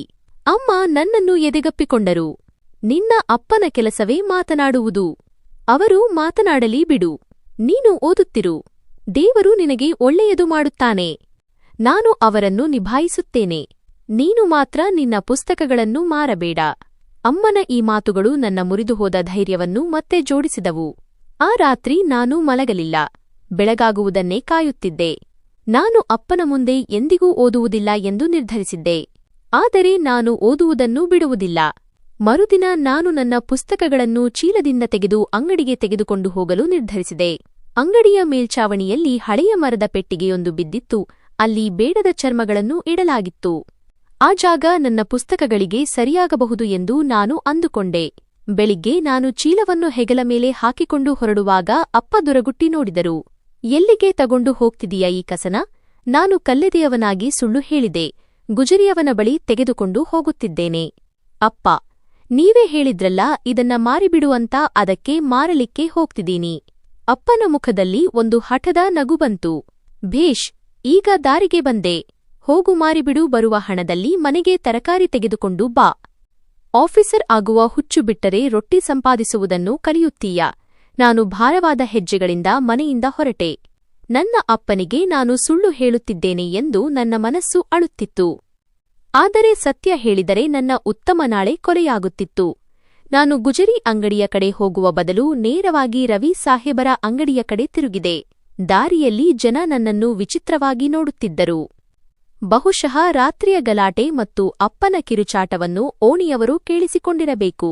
ಬೀದಿಯ ಮೂಲೆಯಲ್ಲಿ ನಿಂತಿದ್ದ ನನ್ನ ಬಾಲ್ಯದ ಸ್ನೇಹಿತರಾಗಿದ್ದ ಕೆಲವು ಹುಡುಗರು ನನ್ನನ್ನು ನೋಡಿ ನಗಲಾರಂಭಿಸಿದರು. ಅಲ್ಲಿ ನೋಡು, ಆಫೀಸರ್ ಹೋಗ್ತಿದ್ದಾನೆ, ಒಬ್ಬ ಕೂಗಿದ. ಕೇಳ್ದೆ, ರಾತ್ರಿ ಆಫೀಸರ್ ಸಾಹೇಬರಿಗೆ ಚೆನ್ನಾಗಿ ಏಟು ಬಿತ್ತಂತೆ. ಯಾಕೆ ಕಮಿಷನರ್ ಆದ್ಯ? ನಾನು ತಲೆ ತಗ್ಗಿಸಿ ಮೌನವಾಗಿ ನನ್ನ ದಾರಿಯಲ್ಲಿ ನಡೆದೆ. ಅಂಗಡಿ ತಲುಪಿದ ನಾನು ಬೇಗನೆ ಪುಸ್ತಕಗಳನ್ನು ಮರದ ಪೆಟ್ಟಿಗೆಯಲ್ಲಿ ಬಚ್ಚಿಟ್ಟು ಮೇಲೆ ಹಳೆಯ ಚರ್ಮದ ತುಂಡುಗಳನ್ನು ಹಾಕಿದೆ. ಈಗ ನನ್ನ ಜೀವನದ ಹೊಸ ವೇಳಾಪಟ್ಟಿ ಶುರುವಾಗಲಿತ್ತು. ಹಗಲಿನಲ್ಲಿ ಕೆಲಸ, ಮಧ್ಯಾಹ್ನದ ಸಮಯದಲ್ಲಿ ಕದ್ದು ಮುಚ್ಚಿ ಓದುವುದು ಮತ್ತು ರಾತ್ರಿ ಅದನ್ನು ಮನಸ್ಸಿನಲ್ಲಿಯೇ ಪುನರಾವರ್ತಿಸುವುದು. ಇದು ಕಷ್ಟವಾಗಿತ್ತು, ಬಹಳ ಕಷ್ಟ, ಆದರೆ ಅಸಾಧ್ಯವಾಗಿರಲಿಲ್ಲ. ನಾನು ಅಂಗಡಿ ತೆಗೆದಿದ್ದೆ ಅಷ್ಟೇ. ಅಷ್ಟರಲ್ಲಿ ಒಂದು ಸರ್ಕಾರಿ ಗಾಡಿ ಅಂಗಡಿಯ ಮುಂದೆ ಬಂದು ನಿಂತಿತು. ಅದರಿಂದ ಸೂಟುಬೂಟು ಧರಿಸಿದ್ದ ಒಬ್ಬ ವ್ಯಕ್ತಿ ಇಳಿದರು. ಅವರ ವ್ಯಕ್ತಿತ್ವದಲ್ಲಿ ಒಂದು ವಿಚಿತ್ರ ಗತ್ತು ಇತ್ತು. ರವಿ ಸಾಹೇಬರು ಬೇಗನೆ ಎದ್ದು ನಿಂತರು. ಜಿ ಸಾಹೇಬರೇ, ಅಪ್ಪಣೆ ಮಾಡಿ. ಅವರು ಕೈ ಜೋಡಿಸಿದ್ದರು. ಆಗ ಆ ಆಫೀಸರ್ ನನ್ನ ಕಡೆ ನೋಡಿದರು. ನಾನು ಮೂಲೆಯಲ್ಲಿ ಕುಳಿತು ಬೂಟು ಪಾಲಿಷ್ ಮಾಡುತ್ತಿದ್ದೆ. ಅವರ ಕಣ್ಣಲ್ಲಿ ಈ ಹುಡುಗ ಯಾರು ಎಂಬ ಪ್ರಶ್ನೆ ಇತ್ತು. ಆಫೀಸರ್ ನನ್ನ ಕಡೆ ಸನ್ನೆ ಮಾಡಿದರು. ಇವನು ಹರ್ಷಿತ್ ಸಾಹೇಬರೇ, ನಾನು ಇವನಿಗೆ ಕೆಲಸ ಕಲಿಸುತ್ತಿದ್ದೇನೆ. ಅವರು ಉತ್ತರಿಸಿದರು. ಆಫೀಸರ್ ನನ್ನ ಬಳಿ ಬಂದು ಬಾಗಿ ನನ್ನ ಕಣ್ಣುಗಳಲ್ಲಿ ನೋಡಿದರು. ಮಗನೇ, ನೀನು ಅವನೇ ಅಲ್ವಾ ಮೆಟ್ರಿಕ್ ಪರೀಕ್ಷೆಯಲ್ಲಿ ಇಡೀ ಬೋರ್ಡ್ಗೆ ರಾಂಕ್ ಪಡೆದವನು? ಶಾಲೆಯಲ್ಲಿ ಹೆಡ್ ಮಾಸ್ಟರ್ ಹೇಳುತ್ತಿದ್ದರು. ಆಫೀಸರ್ ಮಾತು ಕೇಳಿ ನನ್ನ ಕೈಯಿಂದ ಬೂಟು ಕೆಳಗೆ ಬಿತ್ತು. ನನ್ನ ಹೃದಯ ಎದೆಯಲ್ಲಿ ಎಷ್ಟು ಜೋರಾಗಿ ಬಡಿದುಕೊಳ್ಳುತ್ತಿತ್ತೆಂದರೆ ಅದರ ಶಬ್ದ ಹೊರಗೆ ಎಲ್ಲರಿಗೂ ಕೇಳಿಸುತ್ತಿರಬಹುದು ಎಂದು ನನಗೆ ಅನ್ನಿಸಿತು. ನಾನು ಭಯದ ದೃಷ್ಟಿಯಿಂದ ಅತ್ತಿತ್ತ ನೋಡಿದೆ. ಪುಣ್ಯಕ್ಕೆ ಆ ಸಮಯದಲ್ಲಿ ಅಂಗಡಿಯಲ್ಲಿ ಯಾವ ಗ್ರಾಹಕರೂ ಇರಲಿಲ್ಲ ಮತ್ತು ಬೀದಿಯ ಗದ್ದಲ ಎಷ್ಟಿತ್ತೆಂದರೆ ಬಹುಶಃ ಬೇರೆ ಯಾರೂ ಆ ಮಾತನ್ನು ಕೇಳಿರಲಿಲ್ಲ. ರವಿ ಸಾಹೇಬರು ದೂರದಿಂದ ಬಾಯಿ ತೆರೆದುಕೊಂಡು ಒಮ್ಮೆ ನನ್ನನ್ನು, ಒಮ್ಮೆ ಆಫೀಸರ್ನನ್ನು ನೋಡುತ್ತಿದ್ದರು. ನಾನು ಬೇಗನೆ ನನ್ನ ಜಾಗದಿಂದ ಎದ್ದು ಆ ಆಫೀಸರ್ ಹತ್ತಿರ ಹೋಗಿ ಕೈ ಮುಗಿದೆ. ಸಾಹೇಬರೇ, ದೇವರಿಗಾಗಿ ಮೆಲ್ಲಗೆ ಮಾತನಾಡಿ. ನನ್ನ ಅಪ್ಪ ಅಥವಾ ಓಣಿಯವರು ಯಾರಾದರೂ ಕೇಳಿಸಿಕೊಂಡರೆ ತುಂಬಾ ಕೆಟ್ಟದಾಗುತ್ತದೆ. ನಾನು ನಿಮ್ಮ ಕಾಲಿಗೆ ಬೀಳುತ್ತೇನೆ. ಈ ವಿಷಯ ಯಾರಿಗೂ ಹೇಳಬೇಡಿ. ನಾನು ರಾಂಕ್ ಪಡೆದಿದ್ದೇನೆ, ನಾನು ಓದುತ್ತೇನೆ ಎಂಬ ವಿಷಯ ತಿಳಿಯಬಾರದು. ಆಫೀಸರ್ ನನ್ನ ಈ ಪ್ರತಿಕ್ರಿಯೆಗೆ ದಂಗಾಗಿ ಹೋದರು. ಬಹುಶಃ ನಾನು ಸಂತೋಷದಿಂದ ಕುಣಿದಾಡುತ್ತೇನೆ ಅಥವಾ ಬಹುಮಾನ ಕೇಳುತ್ತೇನೆ ಎಂದು ಅವರು ಭಾವಿಸಿರಬಹುದು. ಆದರೆ ಇಲ್ಲಿ ನಾನು ನನ್ನ ಯಶಸ್ಸನ್ನು ಒಂದು ಅಪರಾಧದಂತೆ ಮುಚ್ಚಿಡುತ್ತಿದ್ದೆ. ಆದರೆ ಮಗನೇ, ಇದು ಸಂತೋಷದ ವಿಷಯ ಅಲ್ವಾ? ನೀನು ಪ್ರೈವೇಟ್ ಪರೀಕ್ಷೆ ಬರೆದು ದೊಡ್ಡ ಶಾಲೆಯ ಮಕ್ಕಳನ್ನು ಹಿಂದಿಕ್ಕಿದ್ದೀಯಾ? ನೀನು ಪೇಪರ್ನಲ್ಲಿ ಬರಬೇಕಿತ್ತು. ಆಫೀಸರ್ ಮೃದುವಾದ ದನಿಯಲ್ಲಿ ಹೇಳಿದರು. ಇಲ್ಲ ಸಾಹೇಬರೇ, ಈ ವಿಷಯ ಗುಟ್ಟಾಗಿ ಉಳಿಯುವುದರಲ್ಲೇ ನನ್ನ ಸಂತೋಷವಿದೆ. ನನ್ನ ಅಪ್ಪನಿಗೆ ಓದು ಅಂದರೆ ಪಂಚಪ್ರಾಣದ್ವೇಷ. ಇದೆಲ್ಲ ಕೆಲಸಕ್ಕೆ ಬಾರದ ವಿಷಯ ಎಂದು ಅವರು ತಿಳಿದಿದ್ದಾರೆ. ನಾನು ಇನ್ನೂ ಕದ್ದುಮುಚ್ಚಿ ಓದುತ್ತಿದ್ದೇನೆ ಎಂದು ಅವರಿಗೆ ಗೊತ್ತಾದರೆ ಅವರು ನನ್ನ ಪುಸ್ತಕಗಳನ್ನು ಸುಟ್ಟು ಹಾಕುತ್ತಾರೆ ಮತ್ತು ನನ್ನನ್ನು ಕೆಲಸದಿಂದಲೂ ತೆಗೆದುಹಾಕುತ್ತಾರೆ. ಈ ವಿಷಯವನ್ನು ಇಲ್ಲೇ ಮುಗಿಸಿಬಿಡಿ ಎಂದು ನಿಮ್ಮಲ್ಲಿ ನನ್ನ ಪ್ರಾರ್ಥನೆ. ಆಫೀಸರ್ ದೀರ್ಘವಾಗಿ ಉಸಿರಾಡಿ ನನ್ನ ಕಣ್ಣುಗಳಲ್ಲಿ ಅಡಗಿದ್ದ ಅಸಹಾಯಕತೆಯನ್ನು ಓದಿಕೊಂಡರು. ಅವರು ನನ್ನ ಹೆಗಲ ಮೇಲೆ ಕೈ ಇಟ್ಟು ಹೇಳಿದರು, ವಿಚಿತ್ರ ಹುಡುಗ ನೀನು ಹರ್ಷಿತ್. ಜನರು ಯಶಸ್ಸಿನ ಡಂಗುರ ಸಾರುತ್ತಾ ತಿರುಗುತ್ತಾರೆ, ನೀನು ಅದನ್ನು ಮುಚ್ಚಿಡುತ್ತಿದ್ದೀಯಾ? ನೀನು ಇದನ್ನೇ ಬಯಸುವುದಾದರೆ ನಾನು ಸುಮ್ಮನಿರುತ್ತೇನೆ. ಆದರೆ ನೆನಪಿಟ್ಟುಕೋ, ನೀನು ವಜ್ರ ಮತ್ತು ವಜ್ರಕಲ್ಲಿದ್ದರ ಗಣಿಯಲ್ಲಿ ಮುಚ್ಚಿಹೋಗಲು ಸಾಧ್ಯವಿಲ್ಲ. ಆ ಆಫೀಸರ್ ಹೊರಟು ಹೋದರು. ಆದರೆ ಹೋಗುತ್ತಾ ಹೋಗುತ್ತಾ ನನ್ನೊಳಗೆ ಒಂದು ಹೊಸ ಭರವಸೆ ಮೂಡಿಸಿ ಹೋಗಿದ್ದರು. ನನ್ನ ದಾರಿ ಸರಿಯಾಗಿದೆ ಎಂದು ನನಗೆ ನಂಬಿಕೆ ಬಂತು. ರವಿ ಸಾಹೇಬರು ನನ್ನನ್ನು ದುರಗುಟ್ಟಿ ನೋಡುತ್ತಾ, ಏನು ಕಿಚಡಿ ಬೇಯುತ್ತಿದೆ? ಏನು ಹೇಳುತ್ತಿದ್ದರು ಅವರು ಎಂದು ಕೇಳಿದರು. ನಾನು ಬೇಗನೆ ಕಥೆ ಕಟ್ಟಿದೆ. ಏನಿಲ್ಲ, ಇಲ್ಲಿ ಹಳೆಯ ಪುಸ್ತಕದ ಅಂಗಡಿ ಇದೆಯಾ ಎಂದು ಕೇಳುತ್ತಿದ್ದರು. ಅವರಿಗೆ ಅದನ್ನೇ ಹೇಳುತ್ತಿದ್ದೆ. ರವಿ ಸಾಹೇಬರು ಹೆಗಲು ಕುಣಿಸಿ ತಮ್ಮ ಕೆಲಸದಲ್ಲಿ ತೊಡಗಿದರು. ಆ ದಿನದ ನಂತರ ನನ್ನ ಛಲ ಇನ್ನೂ ಹೆಚ್ಚಾಯಿತು. ನಾನು ಪಿಯುಸಿ ನಂತರ ಬಿಎ ಪುಸ್ತಕಗಳನ್ನು ಇದೇ ರೀತಿ ಗುಜರಿ ಅಂಗಡಿಯಿಂದ ಕೊಂಡು ನನ್ನ ಗುಪ್ತ ಅಭ್ಯಾಸ ಮುಂದುವರಿಸಿದೆ. ಕಾಲ ಉರುಳುತ್ತಿತ್ತು. ದಿನಗಳು ತಿಂಗಳುಗಳಾಗಿ, ತಿಂಗಳುಗಳು ವರ್ಷಗಳಾಗಿ ಬದಲಾದವು. ನನ್ನ ಜೀವನ 2 ಭಾಗವಾಗಿ ಹಂಚಿಹೋಗಿತ್ತು. ಹಗಲಿನ ಬೆಳಕಿನಲ್ಲಿ ಕೊಳಕು ಬಟ್ಟೆಯ ಚಮ್ಮಾರ ಮತ್ತು ರಾತ್ರಿಯ ಕತ್ತಲೆಯಲ್ಲಿ ವಿದ್ಯೆಯ ದಾಹದ ವಿದ್ಯಾರ್ಥಿ. ನಮ್ಮ ಮನೆಯಲ್ಲಿ ಕರೆಂಟ್ ಇಲ್ಲದ ಕಾರಣ ನಾನು ರಾತ್ರಿ ಮೇಂಬತ್ತಿ ಹಚ್ಚಿ ಓದುತ್ತಿದ್ದೆ. ಬೇಸಿಗೆಯ ರಾತ್ರಿಗಳಲ್ಲಿ ಎಲ್ಲರೂ ಮಹಡಿಯ ಮೇಲೆ ಮಲಗಿದಾಗ ನಾನು ಕೆಳಗೆ ಕೋಣೆಯಲ್ಲಿ ಸೆಖೆ ಮತ್ತು ಉಸಿರು ಕಟ್ಟುವ ವಾತಾವರಣದಲ್ಲಿ ಕುಳಿತು ಓದುತ್ತಿದ್ದೆ. ಬೆಳಕು ಹೊರಗೆ ಹೋಗಬಾರದೆಂದು ಹಾಗೆ ಮಾಡುತ್ತಿದ್ದೆ. ಆದರೆ ಕೆಲವೊಮ್ಮೆ ಸುಸ್ತಾಗಿ ಸೋತು ಹೋದಾಗ ಅದೇ ಪುಸ್ತಕ ತಲೆ ಮೇಲೆ ಇಟ್ಟುಕೊಂಡು ಮಲಗಿಬಿಡುತ್ತಿದ್ದೆ. ಒಂದು ರಾತ್ರಿ ನಾನು ಎಂದಿನಂತೆ ಓದುತ್ತಿದ್ದಾಗ ಮೇಂಬತ್ತಿ ಬಿದ್ದು ನನ್ನ ಅಂಗಿಯ ತುದಿಗೆ ಬೆಂಕಿ ಹತ್ತಿಕೊಂಡಿತು. ನಾನು ಗಾಬರಿಯಿಂದ ತಲೆ ಎತ್ತಿ ಬೇಗನೆ ಬೆಂಕಿ ನಂದಿಸಿದೆ. ಆದರೆ ಈ ಗಡಿಬಿಡಿಯಲ್ಲಿ ಕುರ್ಚಿ ಬೀಳುವ ಶಬ್ದವಾಯಿತು. ಅಪ್ಪನಿಗೆ ಎಚ್ಚರವಾಯಿತು. ಅವರು ಗೊಣಗುತ್ತಾ ಕೆಳಗೆ ಬಂದರು. ಯಾರು ಕೆಳಗೆ? ಕಳ್ಳನ? ನಾನು ಬೇಗನೆ ಪುಸ್ತಕಗಳನ್ನು ಬಚ್ಚಿಟ್ಟು ಮಲಗಿಬಿಟ್ಟೆ. ಅಪ್ಪ ಬಂದು ನೋಡಿದಾಗ ನಾನು ಮಲಗುವ ನಾಟಕ ಮಾಡಿದ್ದೆ. ಅವರು ಸ್ವಲ್ಪ ಹೊತ್ತು ಅಲ್ಲೇ ನಿಂತು ನಂತರ ನನಗೆ ಒದ್ದು ಎಬ್ಬಿಸಿದರು. ಏನು ಮಾಡ್ತಿದ್ದೆ ಇಲ್ಲಿ? ಶಬ್ದ ಬಂತು ನನಗೆ ಮತ್ತು ಇದೇನಿದು ಸುಟ್ಟ ವಾಸನೆ ಬರುತ್ತಿದೆ. ನಾನು ಹೆದರುತ್ತಾ ಹೇಳಿದೆ, ಏನಿಲ್ಲ ಅಪ್ಪ, ಬಹುಶಃ ಇಲಿ ಇತ್ತು, ನಾನು ಅದನ್ನು ಓಡಿಸುತ್ತಿದ್ದೆ. ಅಪ್ಪ ಸಂಶಯದ ದೃಷ್ಟಿಯಿಂದ ನೋಡಿ ನಂತರ ಜೋರಾಗಿ ಕೂಗಾಡಲು ಶುರುಮಾಡಿದರು. ನನ್ನನ್ನು ಹುಚ್ಚ ಅನ್ಕೋಬೇಡ ನೀನು. ಮತ್ತೆ ಅದೇ ಪುಸ್ತಕದ ನಾಟಕ ಮಾಡ್ತಿದೀಯ ಅಲ್ವಾ? ನಾನು ಹೇಳಿದ್ದೆ ಅಲ್ವಾ, ನೀನು ಬುದ್ಧಿ ಕಲಿಯದಿದ್ದರೆ ನಿನ್ನ ಕಾಲು ಮುರಿಯುತ್ತೇನೆ ಎಂದು. ಇಡೀ ಓಣಿ ಮಲಗಿದೆ. ನವಾಬ ಸಾಹೇಬರು ಎಚ್ಚರವಾಗಿದ್ದಾರೆ. ನಿನ್ನಿಂದ ನನ್ನ ನಿದ್ದೆ ಹಾಳಾಗುತ್ತಿದೆ. ಅವರ ಬೈಗುಳ ಮತ್ತು ಕೂಗಾಟ ಎಷ್ಟು ಜೋರಾಗಿತ್ತೆಂದರೆ ಪಕ್ಕದ ಮನೆಗೂ ಶಬ್ದ ಹೋಗುತ್ತಿತ್ತು. ಶಾಂತವಾಗಿದ್ದ ರಾತ್ರಿಯಲ್ಲಿ ಅವರ ಧ್ವನಿ ಪ್ರತಿಧ್ವನಿಸುತ್ತಿತ್ತು. ನೆರೆಯವರ ಮಹಡಿಯ ಮೇಲಿಂದ ಕೆಮ್ಮುವ ಮತ್ತು ಮಾತನಾಡುವ ಸದ್ದು ಬರಲಾರಂಭಿಸಿತು. ನನಗೆ ಅವಮಾನದಿಂದ ಮುಜುಗರವಾಯಿತು. ಅಪ್ಪ ನನಗೆ ತುಂಬಾ ಬೈದರು ಮತ್ತು ನಂತರ ಮೇಲೆ ಹೋದರು. ನಾನು ಬಿಎಸ್ಸಿ ಕೂಡ ಇದೇ ರೀತಿ ಪಾಸು ಮಾಡಿದೆ. ಯಾರಿಗೂ ಕಿವಿಗೆ ಬಿದ್ದಂತಾಗಲಿಲ್ಲ. ಈಗ ನನ್ನ ಮುಂದೆ ಅತಿದೊಡ್ಡ ಬೆಟ್ಟ ನಿಂತಿತ್ತು. ಸ್ಪರ್ಧಾತ್ಮಕ ಪರೀಕ್ಷೆ, ಕಾಂಪಿಟಿಟಿವ್ ಎಕ್ಸಾಮ್. ಇದು ನನ್ನ ನಿಜವಾದ ಕನಸಾಗಿತ್ತು. ಇಷ್ಟು ವರ್ಷ ಮುಳ್ಳಿನ ಮೇಲೆ ನಡೆದಿದ್ದು ಆ ಗುರಿಗಾಗಿಯೇ.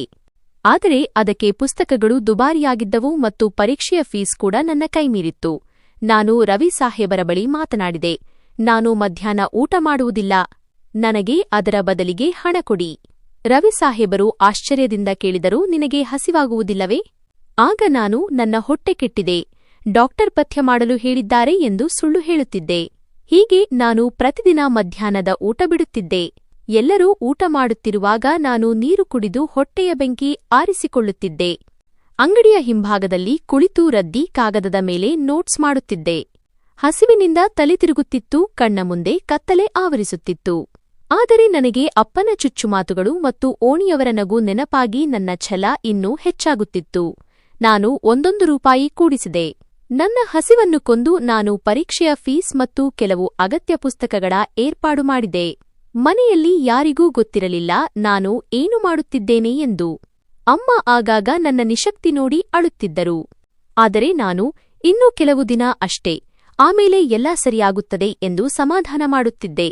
ನಾನು ಅರ್ಜಿ ಸಲ್ಲಿಸಿದೆ ಮತ್ತು ಈಗ ನನ್ನ ಜೀವನದ ಅತಿದೊಡ್ಡ ಪರೀಕ್ಷೆ ಶುರುವಾಗಲಿತ್ತು.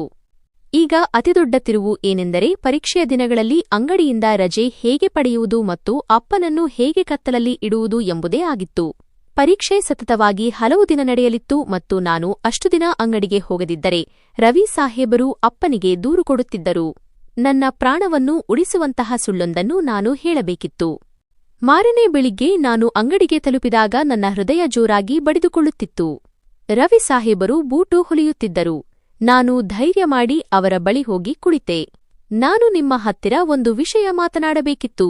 ನನ್ನ ಧ್ವನಿಯಲ್ಲಿ ಗಾಬರಿ ಎದ್ದು ಕಾಣುತ್ತಿತ್ತು. ರವಿ ಸಾಹೇಬರು ಸೂಜಿ ದಾರ ಎಳೆಯುತ್ತಾ ನನ್ನ ಕಡೆ ನೋಡಿದರು. ಈಗ ಏನು ಬಂತು? ಮೊದಲೇ ನೀನು ಅರ್ಧ ದಿನ ಮಾಯವಾಗಿರ್ತೀಯಾ? ಈಗ ಮತ್ತೆ ರಜೆ ಬೇಕಾ? ನಾನು ತಲೆ ತಗ್ಗಿಸಿ, ಅದು ವಿಷಯ ಏನೆಂದರೆ ನನ್ನ ದೂರದ ಸಂಬಂಧಿಕರೊಬ್ಬರ ಆರೋಗ್ಯ ತುಂಬಾ ಕೆಟ್ಟಿದೆ. ಅವರನ್ನು ಆಸ್ಪತ್ರೆಗೆ ಕರೆದುಕೊಂಡು ಹೋಗಲು ಯಾರೂ ಇಲ್ಲ. ನನಗೆ ಕೆಲವು ದಿನ ರಜೆ ಬೇಕಾಗಿತ್ತು. ರವಿ ಸಾಹೇಬರು ಹುಬ್ಬುಗಂಟಿಕ್ಕಿದರು. ಹರ್ಷಿತ್, ಕೆಲಸದ ಒತ್ತಡ ಎಷ್ಟಿರುತ್ತದೆ ಎಂದು ನಿನಗೆ ಗೊತ್ತು. ನೀನು ಹೋದರೆ ಬೂಟುಗಳ ರಾಶಿ ಯಾರು ಮುಗಿಸುತ್ತಾರೆ? ಮತ್ತು ನಿನ್ನ ಅಪ್ಪನಿಗೆ ಈ ವಿಷಯ ಗೊತ್ತಾ ಅಥವಾ ಇಲ್ಲವಾ? ನಾನು ತಕ್ಷಣ ಹೇಳಿದೆ, ಇಲ್ಲ. ಅಪ್ಪನಿಗೆ ನಾನು ಹೇಳಿದ್ದೇನೆ. ಅವರೇ ಚಿಂತೆಯಲ್ಲಿದ್ದಾರೆ. ಕೇವಲ ನಿಮ್ಮ ಒಪ್ಪಿಗೆ ಬೇಕಿತ್ತು. ನಾನು ರಾತ್ರಿ ತಡವಾಗಿ ಕುಳಿತು ಕೆಲಸ ಮುಗಿಸುತ್ತೇನೆ ಎಂದು ಮಾತು ಕೊಡುತ್ತೇನೆ. ನೀವು ನನ್ನ ಕೂಲಿ ಕಡಿತ ಮಾಡಬೇಡಿ, ಅಪ್ಪ ಸಂಶಯ ಪಡುತ್ತಾರೆ. ರವಿ ಸಾಹೇಬರು ಸ್ವಲ್ಪ ಹೊತ್ತು ಸುಮ್ಮನಿದ್ದರು. ಬಹುಶಃ ಅವರಿಗೆ ನನ್ನ ಮುಖದ ದೈನ್ಯತೆ ನೋಡಿ ಕರುಣೆ ಬಂತು. ಸರಿ ಆಯ್ತು. ಆದರೆ ನೆನಪಿಡು, ಕೆಲಸಕ್ಕೆ ಏನಾದರೂ ತೊಂದರೆಯಾದರೆ ನಾನು ನಿನ್ನನ್ನು ಕಿತ್ತು ಹಾಕುತ್ತೇನೆ. ಮತ್ತು ಹೌದು, ನನಗೆ ಸುಳ್ಳು ಇಷ್ಟವಿಲ್ಲ. ಇದೇನಾದರೂ ನೆಪವಾಗಿದ್ದರೆ ನನಗಿಂತ ಕೆಟ್ಟವರು ಯಾರೂ ಇಲ್ಲ. ನಾನು ಮನಸ್ಸಿನಲ್ಲೇ ದೇವರಿಗೆ ವಂದಿಸಿ ಸುಳ್ಳು ಆಣೆಯಿಟ್ಟೆ. ನನ್ನ ದಿನಚರಿ ಒಬ್ಬ ಗೂಢಚಾರನಂತಾಗಿತ್ತು. ಬೆಳಿಗ್ಗೆ ಮನೆಯಿಂದ ಅದೇ ಕೊಳಕು ಬಟ್ಟೆ ಧರಿಸಿ ಹೊರಡುತ್ತಿದ್ದೆ. ಕೈಯಲ್ಲಿ ಆಯುಧಗಳ ಚೀಲ ಇರುತ್ತಿತ್ತು. ಅಪ್ಪನಿಗೆ ನಾನು ಕೆಲಸಕ್ಕೆ ಹೋಗುತ್ತಿದ್ದೇನೆ ಎಂದು ಅನ್ನಿಸಬೇಕಲ್ಲವೇ. ದಾರಿಯಲ್ಲಿ ನಾನು ಕದ್ದು ಮುಚ್ಚಿ ನನ್ನ ಚೀಲದಲ್ಲಿ ಇಟ್ಟುಕೊಂಡಿದ್ದ ಬಟ್ಟೆಗಳನ್ನು ಯಾವುದಾದರೂ ಜಾಗದಲ್ಲಿ ಬದಲಾಯಿಸುತ್ತಿದ್ದೆ. ಅಲ್ಲಿ ನನ್ನ ವೇಷ ಸರಿಪಡಿಸಿಕೊಂಡು ತಲೆ ಬಾಚಿಕೊಂಡು ಒಬ್ಬ ವಿದ್ಯಾರ್ಥಿಯಾಗಿ ಪರೀಕ್ಷಾ ಕೇಂದ್ರಕ್ಕೆ ತಲುಪುತ್ತಿದ್ದೆ. ಅಲ್ಲಿನ ವಾತಾವರಣ ನನಗೆ ಸಂಪೂರ್ಣ ಅಪರಿಚಿತವಾಗಿತ್ತು. ಅಲ್ಲಿ ದೊಡ್ಡ ದೊಡ್ಡ ಕಾರುಗಳಲ್ಲಿ ಹುಡುಗ ಹುಡುಗಿಯರು ಬರುತ್ತಿದ್ದರು. ಎಲ್ಲರ ಕೈಯಲ್ಲಿ ದುಬಾರಿ ಪುಸ್ತಕಗಳು ಮತ್ತು ನೋಟ್ಸ್ ಇದ್ದವು. ಅವರ ಬಟ್ಟೆಗಳು ಅವರು ಶ್ರೀಮಂತ ಮನೆಯವರೆಂದು ಹೇಳುತ್ತಿದ್ದವು. ನಾನು ನನ್ನ ಸಾಧಾರಣ ಬಟ್ಟೆಯಲ್ಲಿ ಅಲ್ಲಿ ನನ್ನನ್ನು ಒಬ್ಬ ಅಪರಿಚಿತ ವ್ಯಕ್ತಿಯಂತೆ ಭಾವಿಸುತ್ತಿದ್ದೆ. ನಾನು ನನ್ನ ಸೀಟಿನಲ್ಲಿ ಕುಳಿತಾಗ ಮತ್ತು ಸುಗಂಧ ದ್ರವ್ಯಗಳನ್ನು ಹಚ್ಚಿಕೊಂಡಿದ್ದ ಅಭ್ಯರ್ಥಿಗಳು ನನ್ನ ಸುತ್ತಲೂ ಬಂದು ಕುಳಿತಾಗ ನನ್ನ ಕೈಗಳಲ್ಲಿದ್ದ ಅಂಟಿನ ವಾಸನೆ ನನಗೆ ಬರಲಾರಂಭಿಸಿತು. ನಾನು ಬೇಗನೆ ನನ್ನ ಕೈಗಳನ್ನು ಮೇಜಿನ ಕೆಳಗೆ ಬಚ್ಚಿಟ್ಟುಕೊಂಡೆ. ನನ್ನ ಉಗುರುಗಳಲ್ಲಿ ಅಂಟಿಕೊಂಡಿದ್ದ ಶಾಯಿ ನನ್ನ ನೈಜತೆಯನ್ನು ಸಾರುತ್ತಿತ್ತು. ನಂತರ ಪ್ರಶ್ನೆ ಪತ್ರಿಕೆ ನನ್ನ ಮುಂದೆ ಬಂದ ತಕ್ಷಣ ನನ್ನ ಭಯವೆಲ್ಲ ಮಾಯವಾಯಿತು. ಇವು ನಾನು ರಾತ್ರಿಗಳನ್ನು ನಿದ್ದೆಯಿಲ್ಲದೆ ಕಳೆದು ಹಸಿವನ್ನು ತಡೆದುಕೊಂಡು ತಯಾರಿಸಿದ ಪ್ರಶ್ನೆಗಳೇ ಆಗಿದ್ದವು. ನನ್ನ ಪೆನ್ನು ಓಡಲು ಪ್ರಾರಂಭಿಸಿದರೆ ನಿಲ್ಲುವ ಹೆಸರೇ ತೆಗೆದುಕೊಳ್ಳಲಿಲ್ಲ. ನನ್ನ ಬಳಿ ಕಳೆದುಕೊಳ್ಳಲು ಏನೂ ಇರಲಿಲ್ಲ, ಆದರೆ ಪಡೆಯಲು ಇಡೀ ಪ್ರಪಂಚವೇ ಇತ್ತು. ನಾನು ಬರೆಯುತ್ತಲೇ ಹೋದೆ. ನನ್ನ ಕೈಗಳು ನೋಯುತ್ತಿದ್ದರೂ ನಾನು ನಿಲ್ಲಲಿಲ್ಲ. ಈ 3 ಗಂಟೆಗಳು ನನ್ನ ಜೀವನದ 3 ವರ್ಷಗಳನ್ನು ನಿರ್ಧರಿಸುತ್ತವೆ ಎಂದು ನನಗೆ ತಿಳಿದಿತ್ತು. ಹಿಂದಿರುಗುವ ಪ್ರಯಾಣವು ಇನ್ನೂ ಅಪಾಯಕಾರಿಯಾಗಿತ್ತು. ನಾನು ಸೆಂಟರ್ನಿಂದ ಹೊರಬಂದ ತಕ್ಷಣ ಓಡಿ ಶೌಚಾಲಯಕ್ಕೆ ಹೋದೆ. ಮತ್ತೆ ಅದೇ ಕೊಳಕು ಬಟ್ಟೆಗಳನ್ನು ಧರಿಸಿದೆ. ಕೆಲಸದಿಂದ ಬರುತ್ತಿದ್ದೇನೆ ಎಂದು ತೋರುವಂತೆ ಕೈಗಳಿಗೆ ಸ್ವಲ್ಪ ಕಪ್ಪು ಮಸಿಯನ್ನು ಹಚ್ಚಿಕೊಂಡು ಮತ್ತೆ ಅಂಗಡಿಗೆ ತಲುಪಿದೆ. ರವಿ ಸಾಹೇಬರು ನಾನು ತಡವಾಗಿ ಬರುವುದನ್ನು ನೋಡಿ ಗೊಣಗಿದರು. ಆದರೆ ನಂತರ ನಾನು ಮೌನವಾಗಿ ಕೆಲಸದಲ್ಲಿ ತೊಡಗಿದೆ. ಒಂದು ದಿನ ನಾನು ಪರೀಕ್ಷೆ ಬರೆದು ಹಿಂತಿರುಗುತ್ತಿದ್ದಾಗ ರಸ್ತೆಯ ತಿರುವಿನಲ್ಲಿ ಅಪ್ಪ ಹಠಾತ್ತನೇ ಎದುರಾದರು. ನನ್ನ ಉಸಿರು ಅಲ್ಲಿಯೇ ನಿಂತು ಹೋಯಿತು. ನಾನು ಇನ್ನೂ ಬಟ್ಟೆ ಬದಲಾಯಿಸಿರಲಿಲ್ಲ ಮತ್ತು ನನ್ನ ಕೈಯಲ್ಲಿ ಪುಸ್ತಕಗಳ ಚೀಲವಿತ್ತು. ಅಪ್ಪ ನನ್ನನ್ನು ಈ ಬಟ್ಟೆಯಲ್ಲಿ ನೋಡಿದರೆ ತುಂಬಾ ಬೈಯುತ್ತಾರೆ ಎಂದು ನಾನು ಮಿಂಚಿನ ವೇಗದಲ್ಲಿ ಗೋಡೆಯ ಬದಿಯಲ್ಲಿ ಅವಿತುಕೊಂಡೆ. ಅಪ್ಪ ತಮ್ಮ ಪಾಡಿಗೆ ತಾವು ನಡೆದುಕೊಂಡು ಹೋಗುತ್ತಿದ್ದರು. ಅವರು ನನ್ನ ಹತ್ತಿರದಿಂದಲೇ ಹೋದರು. ದೇವರಿಗೆ ಧನ್ಯವಾದಗಳು, ಅವರು ನನ್ನನ್ನು ನೋಡಿರಲಿಲ್ಲ. ನಾನು ಗೋಡೆಗೆ ಒರಗಿ ಜೋರಾಗಿ ನಡುಗುತ್ತಿದ್ದೆ. ಈ ಕಳ್ಳ ಪೊಲೀಸ್ ಆಟ ನನ್ನನ್ನು ತುಂಬಾ ಕಾಡುತ್ತಿತ್ತು. ಪರೀಕ್ಷೆಯ ದಿನಗಳು ಮುಗಿದವು. ಕೊನೆಯ ಪೇಪರ್ ಕೊಟ್ಟು ಹಾಲ್ನಿಂದ ಹೊರಬಂದಾಗ ನನಗೆ ವಿಚಿತ್ರವಾದ ಚಡಪಡಿಕೆ ಉಂಟಾಯಿತು. ಫಲಿತಾಂಶ ಏನಾಗುವುದೋ ನನಗೆ ಗೊತ್ತಿರಲಿಲ್ಲ. ಆದರೆ ನಾನು ನನ್ನ ಸಂಪೂರ್ಣ ಪ್ರಯತ್ನ ಮಾಡಿದ್ದೇನೆ ಎಂಬ ನೆಮ್ಮದಿ ನನಗಿತ್ತು. ನಾನು ನನ್ನ ಅದೃಷ್ಟವನ್ನು ದೇವರಿಗೆ ಮತ್ತು ಆ ಉತ್ತರ ಪತ್ರಿಕೆಗಳಿಗೆ ಒಪ್ಪಿಸಿದ್ದೆ. ಈಗ ಮತ್ತೆ ಅದೇ ಹಳೆಯ ಜೀವನ ಪ್ರಾರಂಭವಾಯಿತು. ಬೆಳಿಗ್ಗೆಯಿಂದ ಸಂಜೆಯವರೆಗೆ ಶೂಗಳನ್ನು ಹೊಲಿಯುವುದು, ಜನರಿಂದ ಕೆಟ್ಟ ಮಾತುಗಳನ್ನು ಕೇಳುವುದು ಮತ್ತು ರಾತ್ರಿ ಅಪ್ಪನ ಬೈಗುಳ ತಿನ್ನುವುದು. ಆದರೆ ಈಗ ನನ್ನೊಳಗೆ ಒಂದು ಭರವಸೆಯ ದೀಪ ಉರಿಯುತ್ತಿತ್ತು. ನನಗೆ ಫಲಿತಾಂಶ ಬರುವ ನಿರೀಕ್ಷೆ ಮಾತ್ರ ಇತ್ತು. ಈ ನಡುವೆ ಮನೆಯ ಪರಿಸ್ಥಿತಿ ಸ್ವಲ್ಪ ಹದಗೆಟ್ಟಿತು. ಬೆಲೆ ಏರಿಕೆ ಹೆಚ್ಚುತ್ತಿತ್ತು ಮತ್ತು ಅಪ್ಪನ ಆರೋಗ್ಯವೂ ಹದಗೆಡುತ್ತಿತ್ತು. ಅವರು ಕೆಲಸದಿಂದ ಬೇಗನೆ ಮನೆಗೆ ಬಂದು ಏದುಸಿರು ಬಿಡುತ್ತಿದ್ದರು.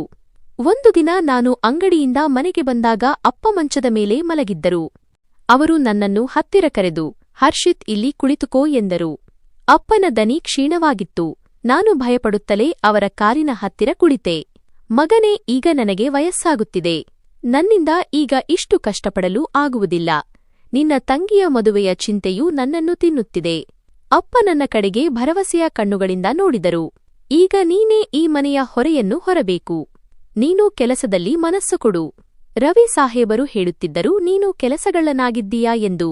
ಹಲವು ದಿನಗಳು ಕಾಣೆಯಾಗುತ್ತೀಯಂತೆ. ನೀನು ಹೀಗೆಯೇ ಮಾಡಿದರೆ ನಾವು ಹಸಿವಿನಿಂದ ಸಾಯಬೇಕಾಗುತ್ತದೆ. ನನ್ನ ಎದೆಯ ಮೇಲೆ ಚಾಕು ಎಳೆದಂತಾಯಿತು. ಅಪ್ಪನ ಅಸಹಾಯಕತೆ ಮತ್ತು ನನ್ನ ವಾಸ್ತವದ ನಡುವೆ ಯುದ್ಧ ನಡೆಯುತ್ತಿತ್ತು. ನಾನು ಅಪ್ಪನ ಕೈ ಹಿಡಿದು, ಅಪ್ಪ, ನೀವು ಚಿಂತಿಸಬೇಡಿ, ನಾನು ಎಲ್ಲವನ್ನೂ ನೋಡಿಕೊಳ್ಳುತ್ತೇನೆ, ನಾನು ನಿಮಗೆ ನಿರಾಸೆ ಮಾಡುವುದಿಲ್ಲ ಎಂದೆ. ಅಪ್ಪ ನನ್ನ ಕೈಯನ್ನು ಒದರಿ ಹಾಕಿದರು.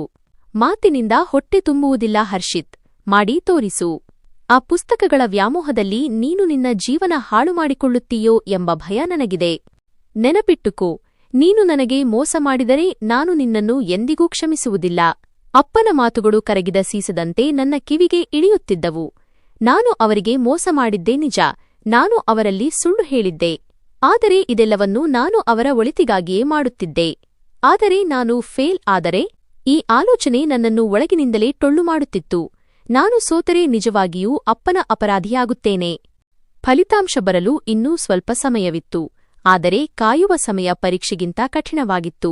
ಕಾಲ ಕಳೆಯುವ ಪ್ರತಿದಿನವೂ ನನಗೆ ಕಷ್ಟಕರವಾಗಿತ್ತು. ಒಬ್ಬ ಚಮ್ಮಾರನ ಮಗ ನಿಜವಾಗಿಯೂ ಆಫೀಸರ್ ಆಗಬಹುದೇ, ಅಥವಾ ಇವು ಕೇವಲ ಪುಸ್ತಕದ ಮಾತುಗಳೇ ಎಂದು ನಾನು ಪ್ರತಿದಿನ ಪ್ರಾರ್ಥಿಸುತ್ತಿದ್ದೆ. ಅದೃಷ್ಟ ನನ್ನ ಮುಂದೆ ಬಾಯಿ ತೆರೆದು ನಿಂತಿತ್ತು ಮತ್ತು ನಾನು ಅದರ ಮುಂದೆ ನಿರಾಯುಧನಾಗಿ ನಿಂತಿದ್ದೆ. ನಂತರ ಪರೀಕ್ಷೆಯ ಫಲಿತಾಂಶ ಬರುವ ದಿನವೂ ಬಂದಿತು. ನಾನು ಅಂಗಡಿಯಲ್ಲಿ ಕುಳಿತಿದ್ದೆ, ಆದರೆ ನನ್ನ ಕೈಗಳು ನಡುಗುತ್ತಿದ್ದವು. ನಾನು ರವಿ ಸಾಹೇಬರಲ್ಲಿ ಹೊಟ್ಟೆ ನೋವಿನ ನೆಪ ಹೇಳಿ ಹತ್ತಿರದ ಇಂಟರ್ನೆಟ್ ಕೆಫೆಯತ್ತ ಓಡಿದೆ. ಅಲ್ಲಿದ್ದ ಹುಡುಗ ನನ್ನ ರೋಲ್ ನಂಬರ್ ಹಾಕಿ ನೋಡಿದಾಗ ಸ್ಕ್ರೀನ್ ಮೇಲೆ ಒಂದು ಪಟ್ಟಿ ಬಂತು. ನಾನು ಉಸಿರು ಬಿಗಿ ಹಿಡಿದು ಆ ಪಟ್ಟಿಯಲ್ಲಿ ನನ್ನ ಹೆಸರನ್ನು ಹುಡುಕಿದೆ. ನನ್ನ ಹೆಸರು ಅಲ್ಲಿ ಮಿನುಗುತ್ತಿತ್ತು. ನಾನು ಪಾಸಾಗಿದ್ದೆ. ನಾನು ಅದನ್ನು ಸಾಧಿಸಿದ್ದೆ. ನನ್ನ ಸಂತೋಷಕ್ಕೆ ಪಾರವೇ ಇರಲಿಲ್ಲ. ಆದರೆ ನಾನು ಅಲ್ಲಿ ಕಿರುಚುವಂತೆಯೂ ಇರಲಿಲ್ಲ. ನಾನು ಮೌನವಾಗಿ ದೇವರಿಗೆ ಧನ್ಯವಾದ ಹೇಳಿ ಅಂಗಡಿಗೆ ಮರಳಿದೆ. ರವಿ ಸಾಹೇಬರು ಏನಾಯಿತು ಎಂದು ಕೇಳಿದರು. ನಾನು ಔಷಧಿ ತೆಗೆದುಕೊಂಡೆ, ಈಗ ಆರಾಮವಾಗುತ್ತದೆ ಎಂದೆ. ಸಂಜೆ ನಾನು ಮನೆಗೆ ಹೋದಾಗ ಅಪ್ಪನ ಕಾಲಿಗೆ ಬಿದ್ದು ನಾನು ಮೊದಲ ಹಂತವನ್ನು ದಾಟಿದ್ದೇನೆ ಎಂದು ಹೇಳಲು ನನ್ನ ಮನಸ್ಸು ಬಯಸಿತು. ಆದರೆ ಅಪ್ಪನ ಪರಿಸ್ಥಿತಿ ನೋಡಿ ನಾನು ಸುಮ್ಮನಾದೆ. ಅವರು ಕೆಮ್ಮುತ್ತಾ ಮಂಚದ ಮೇಲೆ ಕುಳಿತಿದ್ದರು ಮತ್ತು ಅವರ ಮುಖದಲ್ಲಿ ಆತಂಕ ಸ್ಪಷ್ಟವಾಗಿತ್ತು. ಅಪ್ಪ ನನ್ನನ್ನು ನೋಡಿದ ತಕ್ಷಣ, ಹರ್ಷಿತ್, ಇಂದು ರೇಷನ್ಗೆ ಹಣವಿಲ್ಲ. ರವಿ ಸಾಹೇಬರಿಂದ ಏನಾದರೂ ಸಾಲ ಕೇಳಿಕೊಂಡು ಬಾ ಎಂದರು. ಮನೆಯಲ್ಲಿ ಹಿಟ್ಟು ಕೂಡ ಖಾಲಿಯಾಗಿತ್ತು. ನಾನು ಸಂದರ್ಶನದ ತಯಾರಿಗಾಗಿ ಕೂಡಿಟ್ಟಿದ್ದ ನನ್ನ ಉಳಿತಾಯದ ಹಣವನ್ನು ಜೇಬಿನಿಂದ ತೆಗೆದೆ. ಅದನ್ನು ಗುಟ್ಟಾಗಿ ಅಪ್ಪನ ಕೈಯಲ್ಲಿ ಇಟ್ಟೆ. ಅಪ್ಪ ಆಶ್ಚರ್ಯದಿಂದ ನನ್ನತ್ತ ನೋಡಿ, ಈ ಹಣ ಎಲ್ಲಿಂದ ಬಂತು ಎಂದು ಕೇಳಿದರು. ರವಿ ಸಾಹೇಬರು ಖುಷಿಯಾಗಿ ಬಹುಮಾನ ನೀಡಿದ್ದಾರೆ. ಇಂದು ಕೆಲಸ ಚೆನ್ನಾಗಿ ಮಾಡಿದ್ದೆನಲ್ಲ ಎಂದು ನಾನು ಹೇಳಿದೆ. ಅಪ್ಪನ ಮುಖದಲ್ಲಿ ನೆಮ್ಮದಿ ಮೂಡಿತು. ಸರಿ, ನಿನ್ನ ಗಮನ ಕೆಲಸದಲ್ಲಿದೆ. ದೇವರಿಗೆ ಧನ್ಯವಾದ. ದೇವರು ನಿನಗೆ ಒಳ್ಳೆಯದು ಮಾಡಲಿ ಎಂದರು. ಈಗ ಮುಂದಿನ ತಿರುವು ಸಂದರ್ಶನದ್ದಾಗಿತ್ತು. ಇದಕ್ಕಾಗಿ ನನಗೆ ಸೂಟ್ನ ಅಗತ್ಯವಿದೆಯೆಂದು ನನಗೆ ತಿಳಿದಿತ್ತು ಮತ್ತು ಹೊಸ ಸೂಟ್ ಹೊಲಿಸುವಷ್ಟು ಹಣ ನನ್ನ ಬಳಿ ಇರಲಿಲ್ಲ. ಭಾನುವಾರ ನಾನು ಹಳೆಯ ಬಟ್ಟೆ ಮಾರುಕಟ್ಟೆಗೆ ಹೋದೆ. ಅಲ್ಲಿ ಹಳೆಯ ಬಟ್ಟೆಗಳ ರಾಶಿ ಬಿದ್ದಿತ್ತು. ತುಂಬಾ ಹುಡುಕಾಟದ ನಂತರ ಕಪ್ಪು ಕೋಟ್ ಮತ್ತು ಪ್ಯಾಂಟ್ ಆಯ್ಕೆ ಮಾಡಿದೆ. ಅದು ನನ್ನ ಅಳತೆಗೆ ತಕ್ಕಂತಿತ್ತು. ಅದು ಸ್ವಲ್ಪ ಸವೆದು ಹೋಗಿತ್ತು, ಆದರೆ ಇಸ್ತ್ರಿ ಮಾಡಿದರೆ ಹೊಸದರಂತೆ ಕಾಣುತ್ತಿತ್ತು. ಅಂಗಡಿಯವನ ಜೊತೆ ಚೌಕಾಶಿ ಮಾಡಿ ನಾನು ಆ ಸೂಟನ್ನು ಕವಡೆ ಕಾಸಿನ ಬೆಲೆಗೆ ಖರೀದಿಸಿದೆ. ಮನೆಯಲ್ಲಿ ಅದನ್ನು ಬಚ್ಚಿಡುವುದೂ ಕಷ್ಟವಾಗಿತ್ತು. ಆ ಸೂಟನ್ನು ಪ್ಲಾಸ್ಟಿಕ್ ಚೀಲದಲ್ಲಿ ಹಾಕಿ ಟೆರೇಸ್ ಮೇಲಿನ ನೀರಿನ ಟ್ಯಾಂಕ್ ಹಿಂದೆ ಬಚ್ಚಿಟ್ಟೆ. ರಾತ್ರಿ ಎಲ್ಲರೂ ಮಲಗಿದ ಮೇಲೆ ಅದನ್ನು ಹೊರತೆಗೆದೆ. ಅದು ನನ್ನ ಮೈಮೇಲೆ ಸ್ವಲ್ಪ ಸಡಿಲವಾಗಿತ್ತು. ಆದರೆ ಸೂಜಿದಾರ ತೆಗೆದುಕೊಂಡು ನಾನೇ ಅದನ್ನು ನನ್ನ ಅಳತೆಗೆ ತಕ್ಕಂತೆ ಮಾಡಿಕೊಂಡೆ. ಚಮ್ಮಾರನಾಗಿರುವುದರ ಲಾಭವೆಂದರೆ ನನಗೆ ಹೊಲಿಯುವುದು ಬರುತ್ತಿತ್ತು. ರಾತ್ರೋರಾತ್ರಿ ಆ ಸೂಟನ್ನು ನನ್ನ ದೇಹಕ್ಕೆ ತಕ್ಕಂತೆ ಸರಿಪಡಿಸಿಕೊಂಡೆ. ನಂತರ ಸಂದರ್ಶನದ ದಿನ ಬಂದಿತು. ಗುರುತಿನ ಚೀಟಿಯ ಸಮಸ್ಯೆಗಾಗಿ ಸರ್ಕಾರಿ ಕಚೇರಿಗೆ ಹೋಗಬೇಕಿದೆ ಎಂದು ರವಿ ಸಾಹೇಬರಲ್ಲಿ ಹೇಳಿದೆ. ಅದಕ್ಕಾಗಿ ಅಂಗಡಿಗೆ ತಡವಾಗಿ ಬರುತ್ತೇನೆ ಎಂದೆ. ರವಿ ಸಾಹೇಬರು ಮುಖಗಂಟು ಹಾಕಿಕೊಂಡು ಒಪ್ಪಿಗೆ ನೀಡಿದರು. ನಾನು ಮನೆಯಿಂದ ಚೀಲ ತೆಗೆದುಕೊಂಡು ಹೊರಟು ಅವಸರದಲ್ಲಿ ಹೋಗಿ ಆ ಸೂಟ್ ಧರಿಸಿದೆ. ಕನ್ನಡಿ ಎದುರು ನನ್ನನ್ನು ನೋಡಿಕೊಂಡಾಗ ಪ್ರತಿದಿನ ಗಲ್ಲಿಗಳಲ್ಲಿ ಚಪ್ಪಲಿ ಹೊಲಿಯುವ ಹರ್ಷಿತ್ ಇವನೇನಾ ಎಂದು ನಾನೇ ಗುರುತಿಸಲಾಗಲಿಲ್ಲ. ಸಂದರ್ಶನ ಮಂಡಳಿಯ ಮುಂದೆ ಹಾಜರಾಗುವಾಗ ನನ್ನ ಕಾಲುಗಳು ನಡುಗುತ್ತಿದ್ದವು. ಕೋಣೆಯೊಳಗೆ ಪ್ರವೇಶಿಸಿದಾಗ ಎದುರಿಗೆ 3 ಗಾಂಭೀರ್ಯದ ವ್ಯಕ್ತಿಗಳು ಕುಳಿತಿದ್ದರು. ಅವರು ನನಗೆ ಕುಳಿತುಕೊಳ್ಳಲು ಸನ್ನೆ ಮಾಡಿದರು. ಪ್ರಶ್ನೆಗಳ ಸರಮಾಲೆ ಶುರುವಾಯಿತು. ಅವರು ದೇಶದ ಪರಿಸ್ಥಿತಿ ಮತ್ತು ಪ್ರಪಂಚದ ಬಗ್ಗೆ ಪ್ರಶ್ನೆಗಳನ್ನು ಕೇಳಿದರು. ನಾನು ಪೂರ್ಣ ಆತ್ಮವಿಶ್ವಾಸದಿಂದ ಉತ್ತರಿಸಿದೆ. ನನ್ನ ದನಿಯಲ್ಲಿ ಪುಸ್ತಕಗಳಲ್ಲಿ ಸಿಗದ ಸತ್ಯ ಮತ್ತು ನೋವಿತ್ತು. ಒಬ್ಬರು ನನ್ನ ಕೈಗಳ ಕಡೆಗೆ ನೋಡಿದರು. ಕೆಮಿಕಲ್ ಮತ್ತು ಅಂಟಿನಿಂದಾಗಿ ಅವು ಒರಟಾಗಿ ಕಪ್ಪಾಗಿದ್ದವು. ಅವರು ಕೇಳಿದರು, ಯುವಕನೇ, ನಿಮ್ಮ ಕೈಗಳು ನೀವು ಕಠಿಣ ಪರಿಶ್ರಮ ಮಾಡುತ್ತೀರಿ ಎಂದು ಹೇಳುತ್ತಿವೆ. ನೀವೇನು ಮಾಡುತ್ತೀರಿ? ಇದು ನಾನು ಸತ್ಯ ಹೇಳಬಹುದಾದ ಅಥವಾ ಮುಚ್ಚಿಡಬಹುದಾದ ಕ್ಷಣವಾಗಿತ್ತು. ನಾನು ದೀರ್ಘವಾಗಿ ಉಸಿರು ಬಿಟ್ಟು ಸತ್ಯ ಹೇಳಲು ನಿರ್ಧರಿಸಿದೆ. ಸರ್, ನಾನು ಒಬ್ಬ ಚಮ್ಮಾರ. ನಾನು ಹಗಲಿನಲ್ಲಿ ಶೂಗಳನ್ನು ಹೊಲಿಯುತ್ತೇನೆ ಮತ್ತು ರಾತ್ರಿ ಓದುತ್ತೇನೆ. ಕೋಣೆಯಲ್ಲಿ ಮೌನ ಆವರಿಸಿತು. 3 ಅಧಿಕಾರಿಗಳು ಆಶ್ಚರ್ಯದಿಂದ ನನ್ನತ್ತ ನೋಡಿದರು. ಅವರ ಕಣ್ಣುಗಳಲ್ಲಿ ದ್ವೇಷವಿರಲಿಲ್ಲ, ಆದರೆ ಬೆರಗೂ ಇತ್ತು. ಅವರು ಬೇರೆ ಯಾವ ಪ್ರಶ್ನೆಯನ್ನೂ ಕೇಳಲಿಲ್ಲ. ಬೆಸು ನಗುತ್ತಾ, ಗುಡ್ಲಕ್ ಹರ್ಷಿತ್, ನೀವು ಹೋಗಬಹುದು ಎಂದರು. ನಾನು ಹೊರಗೆ ಬಂದಾಗ ನನ್ನ ಮನಸ್ಸು ಹಗುರವಾಗಿತ್ತು. ಬೇಗನೆ ಹೋಗಿ ಬಟ್ಟೆ ಬದಲಾಯಿಸಿ ಅಂಗಡಿಗೆ ತಲುಪಿದೆ. ರವಿ ಸಾಹೇಬರು ತುಂಬಾ ಕೋಪಗೊಂಡಿದ್ದರು. ಇದು ಎಂಥ ಆಫೀಸ್, ಇಡೀ ದಿನವೇ ಹಿಡಿಯಿತು? ನೋಡು ಎಷ್ಟು ಕೆಲಸ ಬಿದ್ದಿದೆ. ನಾಳೆಯಿಂದ ನೀನು ರಜೆ ಹಾಕಿದರೆ ನಾನು ನಿನ್ನನ್ನು ಕೆಲಸದಿಂದಲೇ ತೆಗೆದುಹಾಕುತ್ತೇನೆ. ನಾನು ಮೌನವಾಗಿ ತಲೆಬಾಗಿಸಿ ನನ್ನ ಪೆಟ್ಟಿಗೆಯ ಮೇಲೆ ಕುಳಿತೆ. ನನ್ನ ಮುಂದೆ ಹರಿದ ಶೂ ಬಿದ್ದಿತ್ತು. ನಾನು ಸೂಜಿ ಎತ್ತಿಕೊಂಡು ಹೊಲಿಗೆ ಹಾಕಲು ಪ್ರಾರಂಭಿಸಿದೆ. ಕೆಲವು ಗಂಟೆಗಳ ಮೊದಲು ನಾನು ಅಸಿಸ್ಟೆಂಟ್ ಕಮಿಷನರ್ ಸಂದರ್ಶನಕ್ಕಾಗಿ ಅಧಿಕಾರಿಯ ರೂಪದಲ್ಲಿದ್ದೆ. ಈಗ ಮತ್ತೆ ಅದೇ ಸಾಧಾರಣ ಚಮ್ಮಾರ. ಈ ದ್ವಂದ್ವ ಜೀವನ ನನ್ನನ್ನು ಒಳಗಿನಿಂದ ಮುರಿಯುತ್ತಿತ್ತು. ಆದರೆ ನಾನು ಭರವಸೆಯನ್ನು ಕಳೆದುಕೊಳ್ಳಬಾರದಿತ್ತು. ಮನೆಗೆ ಹೋದಾಗ ಅಪ್ಪ ಸಿಹಿ ಸುದ್ದಿ ಹೇಳಿದರು. ಹರ್ಷಿತ್, ನಿನ್ನ ಅಕ್ಕನಿಗೆ ಸಂಬಂಧ ಬಂದಿದೆ. ಹುಡುಗನ ಕಡೆಯವರು ತುಂಬಾ ಒಳ್ಳೆಯವರು. ಆದರೆ ಅವರು ಬೇಗ ಮದುವೆ ಮಾಡಲು ಬಯಸುತ್ತಾರೆ. ನಾವು ಹಣದ ವ್ಯವಸ್ಥೆ ಮಾಡಬೇಕು. ನೀನು ಹಗಲಿರುಳು ಒಂದಾಗಿಸಬೇಕು ಮಗನೇ. ನಾನು ಅಪ್ಪನ ಕಡೆ ನೋಡಿದೆ. ಅವರ ಕಣ್ಣುಗಳಲ್ಲಿ ಮಗಳ ಬೀಳ್ಕೊಡುಗೆಯ ಚಿಂತೆ ಇತ್ತು. ನಾನು ಅವರ ಭುಜದ ಮೇಲೆ ಕೈ ಇಟ್ಟು, ಅಪ್ಪ, ಚಿಂತಿಸಬೇಡಿ. ದೇವರು ಯಾವುದಾದರೂ ದಾರಿ ತೋರಿಸುತ್ತಾನೆ ಎಂದೆ. ಅಪ್ಪ ಕಹಿಯಾಗಿ ನಗುತ್ತಾ, ದಾರಿ ಆಕಾಶದಿಂದ ಉದುರುವುದಿಲ್ಲ ಹರ್ಷಿತ್, ಕೈಕಾಲು ಅಲ್ಲಾಡಿಸಬೇಕು. ಎಲ್ಲವನ್ನೂ ನಾವೇ ಮಾಡಬೇಕು. ನೀನು ಮನಸ್ಸಿಟ್ಟು ಕೆಲಸ ಮಾಡು. ಹಣವಿಲ್ಲದ ಕಾರಣ ನನ್ನ ಮಗಳು ಮನೆಯಲ್ಲೇ ಉಳಿಯುವುದು ನನಗೆ ಇಷ್ಟವಿಲ್ಲ ಎಂದರು. ನಾನು ಮನಸ್ಸಿನಲ್ಲಿಯೇ ಅಂದುಕೊಂಡೆ, ಅಪ್ಪ, ಇನ್ನೇನು ಕೆಲವೇ ದಿನಗಳು. ದೇವರು ಇಷ್ಟಪಟ್ಟರೆ ಪ್ರಪಂಚವೇ ನೋಡುವಂತಹ ದಾರಿ ಸಿಗುತ್ತದೆ. ಆದರೆ ನಾನು ವಿಫಲನಾದರೆ ಬಹುಶಃ ನಾನು ನನ್ನದೇ ದೃಷ್ಟಿಯಲ್ಲಿ ಬಿದ್ದು ಹೋಗುತ್ತೇನೆ. ಫಲಿತಾಂಶ ಬರಲು ಈಗ ಕೆಲವೇ ದಿನಗಳು ಬಾಕಿ ಇದ್ದವು. ಆದರೆ ಕಾಯುವಿಕೆ ಸಾವಿಗಿಂತ ಭಾರವಾಗಿತ್ತು. ಯಾರಾದರೂ ಬಂದು ಎದ್ದೇಳು ಹರ್ಷಿತ್, ಇದೊಂದು ಕನಸು ಎಂದು ಹೇಳುವಂತೆ ಪ್ರತಿಕ್ಷಣವೂ ಭಾಸವಾಗುತ್ತಿತ್ತು. ನಾನು ಪ್ರತಿದಿನ ಬೆಳಿಗ್ಗೆದ್ದು ಕೆಲಸಕ್ಕೆ ಹೋಗುತ್ತಿದ್ದೆ ಮತ್ತು ಇಡೀ ದಿನ ಈ ಭಯ ಮತ್ತು ಭರವಸೆಯಲ್ಲೇ ಕಳೆಯುತ್ತಿತ್ತು. ನನ್ನ ಹಣೆಬರಹದಲ್ಲಿ ಕೇವಲ ಶೂ ಹೊಲಿಯುವುದಷ್ಟೇ ಇದೆಯೋ ಅಥವಾ ಪೆನ್ನಿನ ಶಕ್ತಿ ನನ್ನ ಅದೃಷ್ಟವನ್ನು ಬದಲಿಸುತ್ತದೆಯೋ? ತೀರ್ಪಿನ ಗಳಿಗೆ ತಲೆಯ ಮೇಲೆ ಬಂದಿತ್ತು. ಹಲವು ರಾತ್ರಿಗಳಿಂದ ನನಗೆ ನಿದ್ದೆ ಮಾಡದಂತೆ ಕಾಡುತ್ತಿದ್ದ ಆ ದಿನ ಇಂದು ಬಂದಿತ್ತು. ಇಂದು ನನ್ನ ಸಂದರ್ಶನದ ಫಲಿತಾಂಶ ಬರಲಿತ್ತು. ಬೆಳಿಗ್ಗೆ ಏಳುತ್ತಿದ್ದಂತೆ ನನ್ನ ಎದೆ ಧಸಕ್ಕೆನ್ನುತ್ತಿತ್ತು. ವಾಡಿಕೆಯಂತೆ ಕೊಳಕು ಬಟ್ಟೆ ಧರಿಸಿ ಉಪಕರಣಗಳ ಚೀಲ ಎತ್ತಿಕೊಂಡು ಅಂಗಡಿಯತ್ತ ಸಾಗಿದೆ. ದಾರಿಯಲ್ಲಿ ನನ್ನ ಹೃದಯ ಜೋರಾಗಿ ಬಡಿದುಕೊಳ್ಳುತ್ತಿತ್ತು. ಹೇಗಾದರೂ ಮಾಡಿ ಸೈಬರ್ ಕೆಫೆಗೆ ಓಡಿ ನನ್ನ ಅದೃಷ್ಟದ ನಿರ್ಧಾರವನ್ನು ನೋಡಬೇಕೆನಿಸುತ್ತಿತ್ತು. ಆದರೆ ಜೇಬು ಖಾಲಿಯಾಗಿತ್ತು ಮತ್ತು ರವಿ ಸಾಹೇಬರು ಇನ್ಮುಂದೆ ಹಣ ಕೊಡುವುದು ಅನುಮಾನವಿತ್ತು. ಅಂಗಡಿಗೆ ತಲುಪಿ ಧೈರ್ಯ ತಂದುಕೊಂಡು ರವಿ ಸಾಹೇಬರ ಹತ್ತಿರ ಹೋದೆ. ನಾನು ಇಂದು 1 ಗಂಟೆ ಬೇಗ ಹೋಗಬಹುದೇ? ನನಗೆ ತುಂಬಾ ಅವಶ್ಯಕ ಕೆಲಸವಿದೆ ಎಂದು ಕೇಳಿದೆ. ಅವರು ನನ್ನತ್ತ ಕಠಿಣವಾಗಿ ನೋಡಿ, ಇಂದು ಸಾಧ್ಯವೇ ಇಲ್ಲ ಹರ್ಷಿತ್. ಎಷ್ಟು ಕೆಲಸ ಬಿದ್ದಿದೆ ನೋಡು.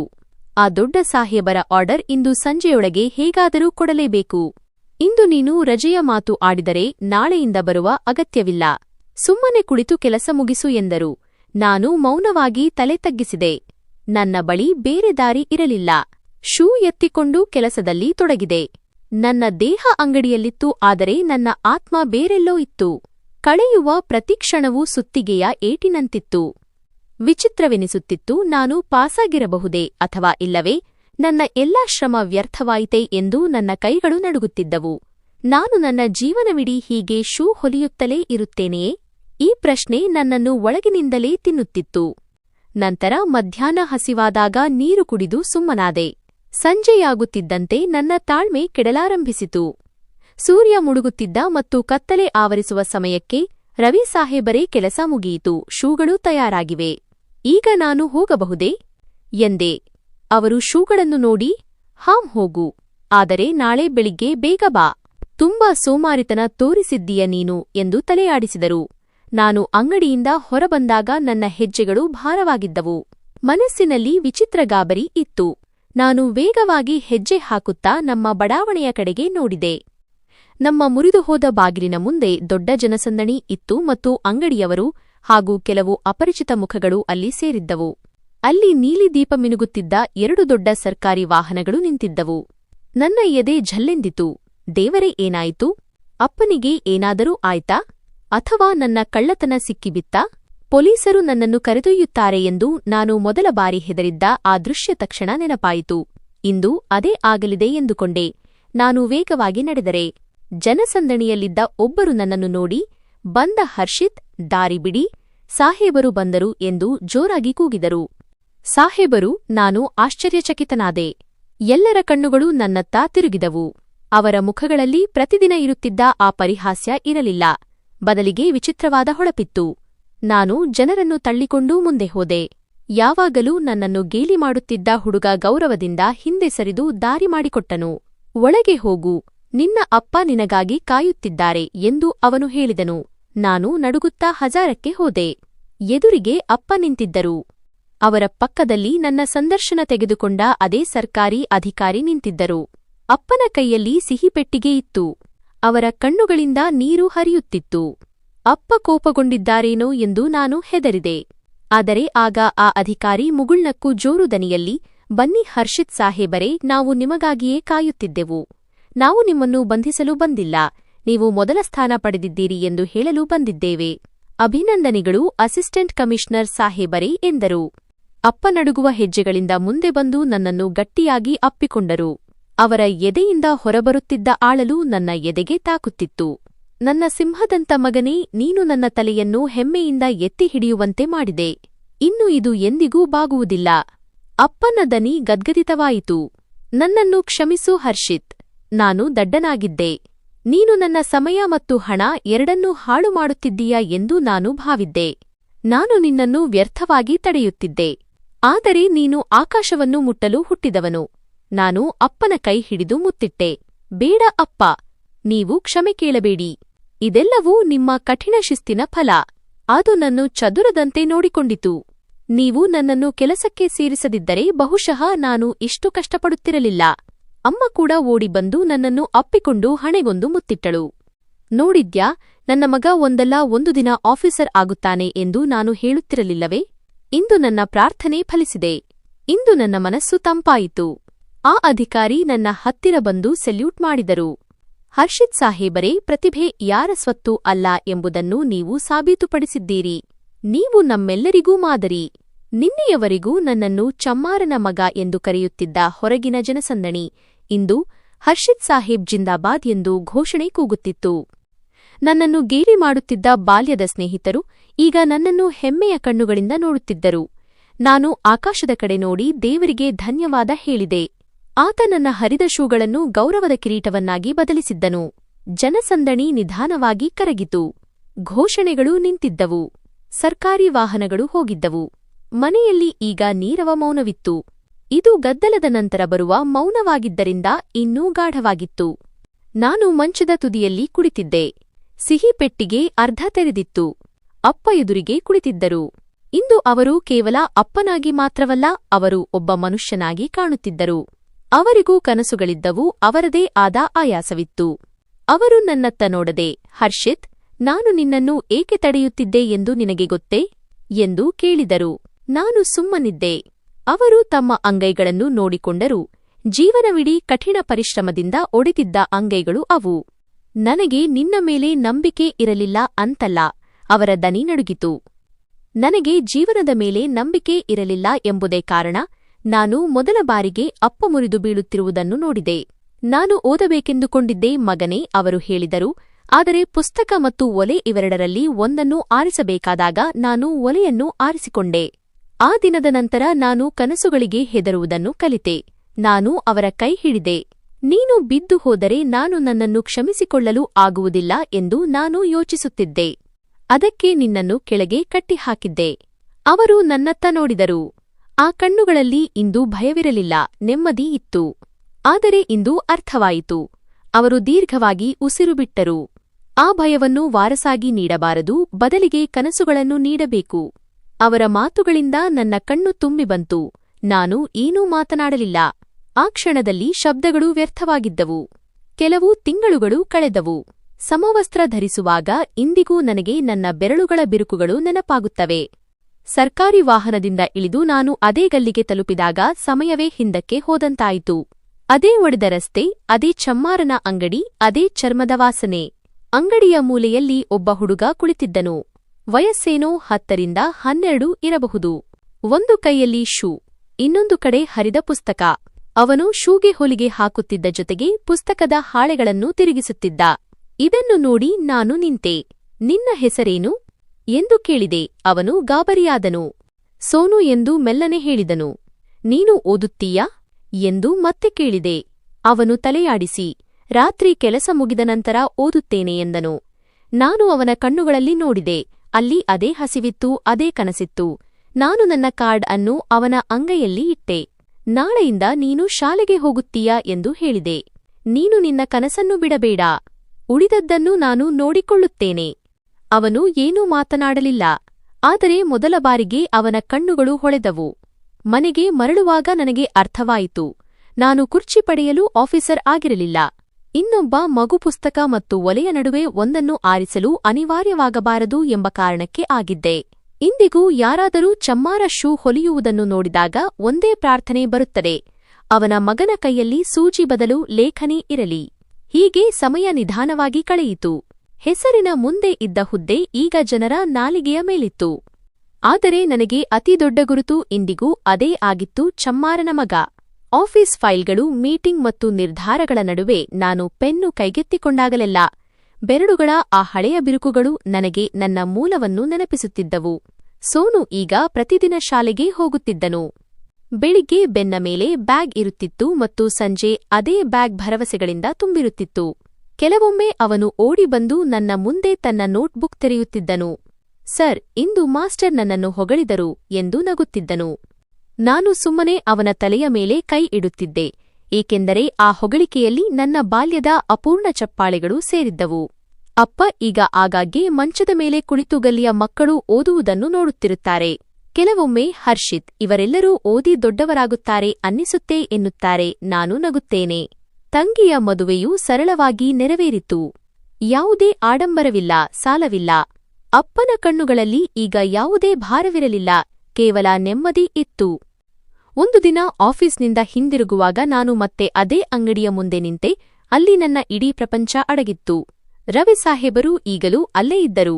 ನನ್ನನ್ನು ಕಂಡ ಕೂಡಲೇ ಎದ್ದು ನಿಂತರು. ಅವರ ಕಣ್ಣುಗಳಲ್ಲಿ ಇಂದು ಪಶ್ಚಾತ್ತಾಪ ಇರಲಿಲ್ಲ. ಹರ್ಷಿತ್, ಅವರು ಮೆಲ್ಲನೆ ಹೇಳಿದರು, ನನ್ನನ್ನು ಕ್ಷಮಿಸು, ನಾನು ನಿನ್ನನ್ನು ಗುರುತಿಸಲಾಗಲಿಲ್ಲ. ನಾನು ಅವರ ಕಾಲು ಮುಟ್ಟಿದೆ. ಇಲ್ಲ, ನೀವೇ ನನಗೆ ಪರಿಶ್ರಮ ಕಲಿಸಿದ್ದು ಎಂದು ಹೇಳಿದೆ. ಈ ಅಂಗಡಿ ಇರದಿದ್ದರೆ ಬಹುಶಃ ಆ ಕುರ್ಚಿಯೂ ಸಿಗುತ್ತಿರಲಿಲ್ಲ. ಅವರು ಏನೂ ಹೇಳಲಿಲ್ಲ, ಕೇವಲ ಅವರ ಕಣ್ಣುಗಳು ಒದ್ದೆಯಾದವು. ನಂತರ ಸಂಜೆ ಮನೆಗೆ ಬಂದಾಗ ಅಪ್ಪ ಬಾಗಿಲಲ್ಲಿ ನಿಂತಿದ್ದರು. ಅವರು ಆಕಾಶದ ಕಡೆ ನೋಡಿ, ನೋಡು ಮಗನೇ, ಇಂದು ನನಗೆ ಬಡವನಾಗಿರುವುದರ ಬಗ್ಗೆ ದುಃಖವಿಲ್ಲ ಎಂದರು. ನಾನೂ ಮೇಲೆ ನೋಡಿದೆ. ಆಕಾಶ ಹಾಗೆಯೇ ಇತ್ತು, ತೆರೆದ ಮತ್ತು ಸ್ವಚ್ಛವಾಗಿ. ನನಗೆ ಅರ್ಥವಾಗಿತ್ತು, ಹಣೆಬರಹ ಬದಲಿಸಲು ಜಾಗ ಬೇಕಿಲ್ಲ, ಕೇವಲ ಛಲ ಬೇಕು. ಮತ್ತು ಛಲ ನಿಜವಾಗಿದ್ದರೆ ಹರಿದ ಶೂಗಳಿಂದಲೂ ಗೌರವದ ದಾರಿ ಮಾಡಬಹುದು. ಈ ಕಥೆ ಇಲ್ಲಿಗೆ ಮುಗಿಯುವುದಿಲ್ಲ. ಇದು ಕತ್ತಲಲ್ಲಿ ಕುಳಿತು ಬೆಳಕಿನ ಕನಸು ಕಾಣುವ ಪ್ರತಿಯೊಂದು ಮಗುವಿನಿಂದಲೂ ಪ್ರಾರಂಭವಾಗುತ್ತದೆ. ಮತ್ತು ಚಮ್ಮಾರನ ಮಗ ಆಫೀಸರ್ ಆಗಬಹುದೇ ಎಂದು ಯಾರಾದರೂ ಕೇಳಿದರೆ ಅದಕ್ಕೆ ಉತ್ತರ ಇಷ್ಟೇ, ಹೌದು. ಅವನು ಸೋಲನ್ನು ಒಪ್ಪಿಕೊಳ್ಳಲು ಸಿದ್ಧನಿಲ್ಲದಿದ್ದರೆ ಖಂಡಿತ ಆಗಬಹುದು. ಮನಸ್ಸಿನಲ್ಲಿ ಹುಮ್ಮಸ್ಸು ಇದ್ದರೆ ಮನುಷ್ಯ ತಾನು ಅಂದುಕೊಂಡಿದ್ದನ್ನು ಸಾಧಿಸುತ್ತಾನೆ ಎಂಬುದು ಈಗ ಅರಿವಿಗೆ ಬಂದಿತ್ತು. ಸ್ನೇಹಿತರೆ, ನಮ್ಮ ಕಥೆ ನಿಮಗೆ ಇಷ್ಟವಾಯಿತು ಎಂದು ಭಾವಿಸುತ್ತೇನೆ. ಕಥೆ ಇಷ್ಟವಾಗಿದ್ದರೆ ವಿಡಿಯೋವನ್ನು ಲೈಕ್ ಮಾಡಿ. ಚಾನೆಲ್ಗೆ ಹೊಸಬರಾಗಿದ್ದರೆ ಚಾನೆಲ್ ಅನ್ನು ಸಬ್ಸ್ಕ್ರೈಬ್ ಮಾಡಿ. ಮತ್ತು ಹೌದು, ನಿಮ್ಮ ಹೆಸರೇನು ಎಂಬುದನ್ನು ಕಮೆಂಟ್ನಲ್ಲಿ ತಿಳಿಸಿ. ಧನ್ಯವಾದಗಳು.